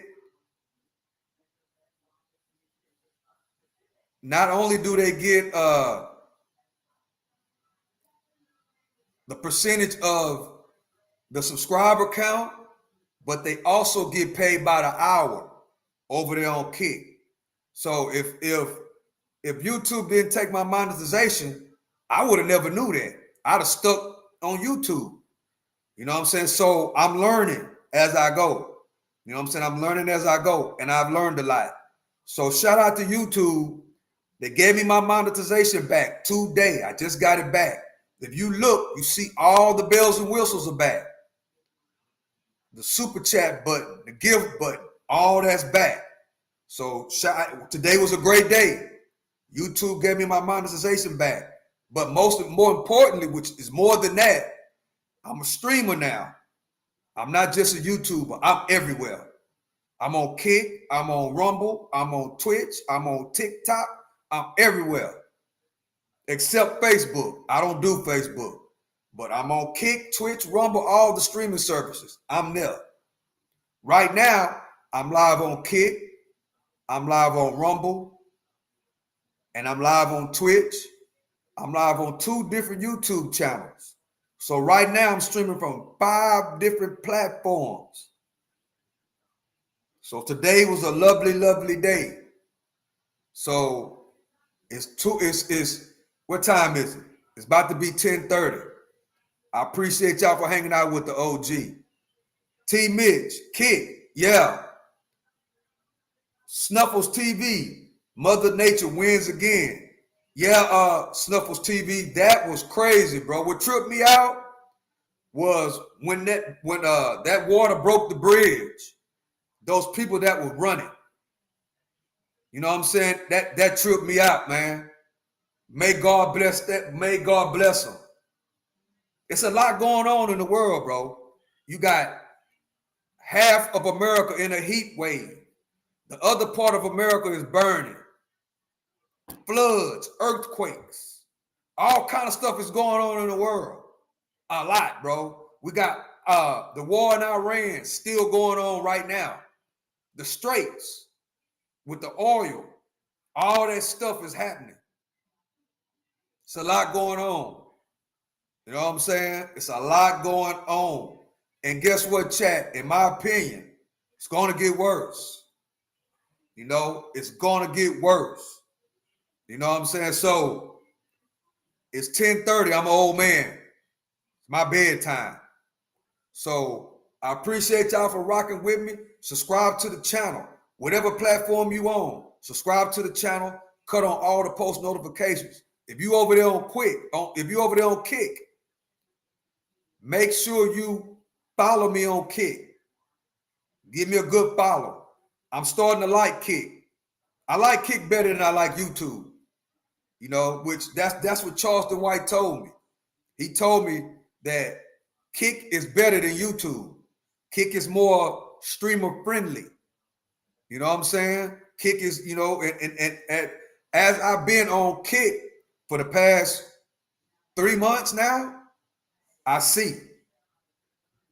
You know, I see. So YouTube content creators, go explore Kick. See if you like it. Go look at the pay structure. You know what I'm saying? If you get people to subscribe / become a member, you get 95% of the money. On YouTube, you only get 50. You know what I'm saying? On Kick, you get 95%. So if you got 10 members, and to be a member on Kick is $5. That's $50. You get majority of the 50. On YouTube, if you got a $5 membership, you're only getting $2.50. You're only getting $25. So it's a big difference. And plus on Kick, they pay their streamers by the hour. Once you get monetized, and it ain't like YouTube. YouTube, you got to get 1,000 subs and all. It ain't like that on Kick. So once you get monetized on Kick, not only do you get paid off of the gifts and the subscriptions, you also get paid by the hour. Now, from my understanding, each streamer's hourly pay is different. That's why you see a lot of these guys streaming all day. And then on Kick, they get paid every week. Klansman, this is just so damn sad. Yeah, it's sad. It's sad, clans. You know, especially the part where all that water came and broke the bridge and people was running, bro. Knowing that, hey, it's over with. Yeah, it's sad, man. So far, 353 people lost their lives and 1,300 people are missing. Shout out to the person in the chat that let me know about this, because I haven't really been on my worldly, you know, I haven't been paying attention to what's going on around the world that much lately. For the past maybe month, I haven't been paying attention to what's going on around the world. So a lot of this stuff, I'm just now finding out. So we back on it now, chat. We back on it. And you know, and if you like this type of stuff, this is the Freedom of Speech channel. I'm just the host. You know, I'm just the host, the one and only Stock Sniper. This is the Freedom of Speech channel. You know, I appreciate y'all for coming over here, rocking with me. You know, you can say whatever you want to say in the chat. We are big on freedom of speech. Freedom of speech is one of the main foundations of America. Freedom of speech, the right to bear arms, is the foundation of this great country which we call America. Of course, the freedom of speech, you know, you can't go to a job where you can go to your job, you can go to a job and say whatever you want to say, but at the same time, it's consequences and repercussions when it comes to the freedom of speech. So that's what I'm saying. Everybody has the freedom of speech, but what you say, do you stand on what you say, or do you just bump? You know what I'm saying? When you exercise your freedom of speech, it has to be about morals and principles, not just bluffing to be talking just to be talking. You know what I'm saying? That's why I stand on freedom of speech. I stand on my morals and principles. I stand on and I pay attention to what comes up out of my mouth. Why, Stock Sniper? Because I'm willing to lose it all behind my morals and principles and what I say out of my mouth. That's how you got to look at it. You know, when it comes to talking and running your mouth, you have to really be about what you're talking about. That's what freedom of speech is all about. Shout out to the military. Shout out to our soldiers that continue to be on the battleground to protect our freedoms, protect our freedom of speech, protect our rights to bear arms, protect our rights to vote for whoever you want to vote for. So I take highly on what I say out of my mouth because I'm willing to die for my morals and principles and what I stand for. That's why I pay attention to what I say. Very, very important. That's how you gotta look at it. Take it from the OG. That's how you gotta look at it. You gotta watch what you say. When you have a conversation, you gotta stand on morals and principles of what you're talking about. And that's what it is. And what you say, even though it's the freedom of speech, is consequences and repercussions for what you say. And you got to be able to stand on that. You got to be able to stand on that. So yeah, chat, I think I'm going to end it right here. If you have not subscribed, if you have not hit the follow, make sure you do that and do me a huge favor. Hit that like button. Hit that follow button. Frank Glover, what's going on? What's up? Yeshua 100. Exit the Matrix. Appreciate y'all for joining. Appreciate y'all for coming through and rocking with the OG tonight. You could be anywhere else, but you come rock with me. You come and comment, and I appreciate y'all. Great day today, chat. I got my monetization back. Not only that, I learned about streaming.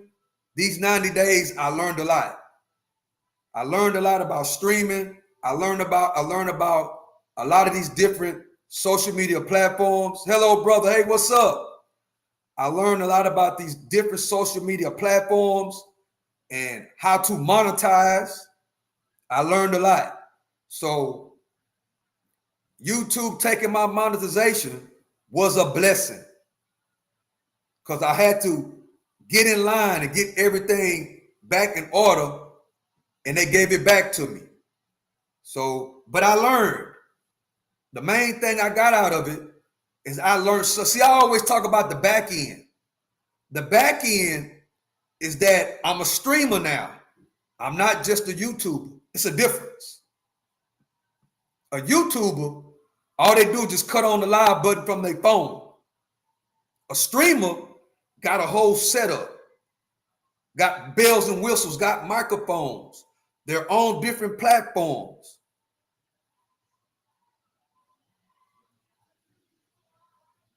You know what I'm saying? They stream on different platforms. They stream what's going on in real life. I like real life streaming. I like doing that. You know what I'm saying? You know, so I'm a sophomore. I'm just a sophomore. I just started taking YouTube serious going on 3 years. So I'm learning a lot. You know what I'm saying? And I consume my time with learning. I worry about the rest on the back end. You know what I'm saying? That's the thing I got to say to new YouTubers. You got to treat this as a learning experience, and then you got to treat it as a business as well. And then you got to worry about that. The rest comes on the back end. Education. Keep up the good work. You learn as much as you want. You have the skills. Appreciate you, Yeshua. Appreciate it, bro. Appreciate it. Appreciate you coming through and rocking with me. You know what I'm saying? So it's 10:30 at night, chat. Past my bedtime. I gotta go. I will be live in the morning. The Stock Sniper Morning Show, bright and early, 8 a.m. right before the stock market open. At 8 a.m., I will be going live. The Stock Sniper Morning Show. So if you don't Kick, Twitch, Rumble, YouTube, both channels, make sure you hit that subscribe button. Make sure you hit that follow button and come rock with me. I believe in you. Appreciate you, Yeshua. Come rock with me in the morning. Everybody that come rock with me on the walk down. I love and I appreciate y'all. Exercising, health and fitness, working on your mental health, educating yourself, and educating your family, and educate other people, other like-minded people. Because everybody can't go, chat. Everybody can't go. You know what I'm saying? And this all, when it comes to streaming, you YouTubers and streamers is just starting. It's a learning experience. You got to go to school. You have to take it like you educating yourself. You got to take it like you educating yourself. Like I say, I'm barely a junior. I'm in my junior year of YouTube school, and I'm learning. I'm learning a lot. And guess what? I'm going to take it nice and slow. Why? Because it's a marathon. It's not a sprint. It's a marathon. It's not a sprint. Now I've been, thanks to Charleston White, shout out to him, I've been introduced to Kick. And man, that's a whole nother world over there on Kick. So shout out to Charleston White, shout out to Kick. And another thing, Chad, I'm working on an interview with Anthony Dewberry. I've been talking to him on the phone. I'm trying to get in contact with Charleston White, but he haven't hit me back yet. So we're gonna interview. We're gonna do a real life interview with Dewberry. I'm going to Dallas. I'm going to West Dallas, and I'm going to do an interview with Charleston White's best friend Dewberry. I was just waiting to get my monetization back. And guess what? I got it back today. I got the monetization back today, and now I know how to move. I know how to rock and roll. I like sports and all these things. I can't stream the sporting events. I can't do that. So we ready to rock and roll now, chat. You know what I'm saying? So I think I'm going to end the stream right now. We got 19 people in the building, a 2-hour stream. I appreciate y'all for rocking with me. We got how many likes? 39 likes on this stream. If we can get one more like, because you know I'm about numbers. All I need is one more like to even it out. If we can get an even 40 likes, I'll be blessed. It's a W. If we can get to even 40 likes, it's a W. You know what I'm saying? And we're going to keep it going, chat. We're going to keep it going. All younger YouTubers, I'm here to help you. You know what I'm saying? I'm going to start doing that too. I'm going to start helping younger streamers. I'm going to start helping. You know what I'm saying? Because a lot of people give up on YouTube because they get all drunk by views. They get all drunk by the subscribers. You know, but you have to stream and talk about what you like. That's what make it easy. Once you stream and talk about what you like, it'll all work out. And you got to realize it's a marathon, it's not a sprint. You have to have a plan with everything. You got to have a plan, a long-term goal, a long-term plan. And you have to educate yourself, the do's and don'ts. And whenever you get a step back, you keep going and take 2 steps forward. Like as an example, when I lost my monetization 3 months ago, I didn't complain. I kept on making videos. And when I wasn't making videos, I was educating myself. I was figuring it out. I was talking to other streamers. I was putting me a whole plan together. I was learning other platforms. That's how I learned about Kick, Twitch, and Rumble. Not focusing on YouTube no more, because all I was doing was focusing on YouTube. I was a YouTuber. These 90 days graduated me from being a YouTuber to a streamer. That's what I am now. I'm a streamer and I love it.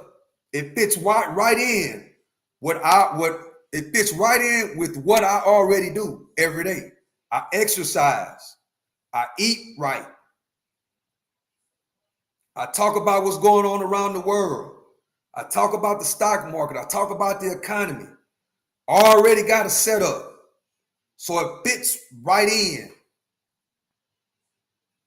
So, man, it ain't nothing but moving forward the rest of this year. 2026, one of my best years. One of my best years was 2026. So we already planning for 2027 right now. We're already planning for 2027. So I think I'm gonna end it right here, chat. I appreciate y'all for rocking with me. Everybody that's been rocking with the channel, I love and I appreciate you. New subscribers, old subscribers, I love and I appreciate you. All the old subscribers, I really love and I appreciate y'all because y'all are the foundation. Back when I had 20, 30 subscribers, 50 subscribers, 100 subscribers, 200 subscribers, y'all is the foundation of what Stock Sniper TV, the Freedom of Speech channel, is fixing to become. Because guess what? It's going to be ups and downs, but I ain't tripping. Why? Because I got a long-term plan. I got a long-term goal, and I understand it's going to be ups and downs. Losing the monetization was the first down. Just like the stock market, it goes up and down. So now, got the monetization back, learned about other platforms. Now we back on the up. Just like the stock market, we hitting all-time highs. So with that being said, I love and I appreciate y'all. Everybody that's been rocking with the channel, I love and I appreciate y'all. Everybody that came in here and chatted, everybody that made a comment, I love and I appreciate y'all. If you didn't comment and you watching in the bushes, I love and I appreciate y'all.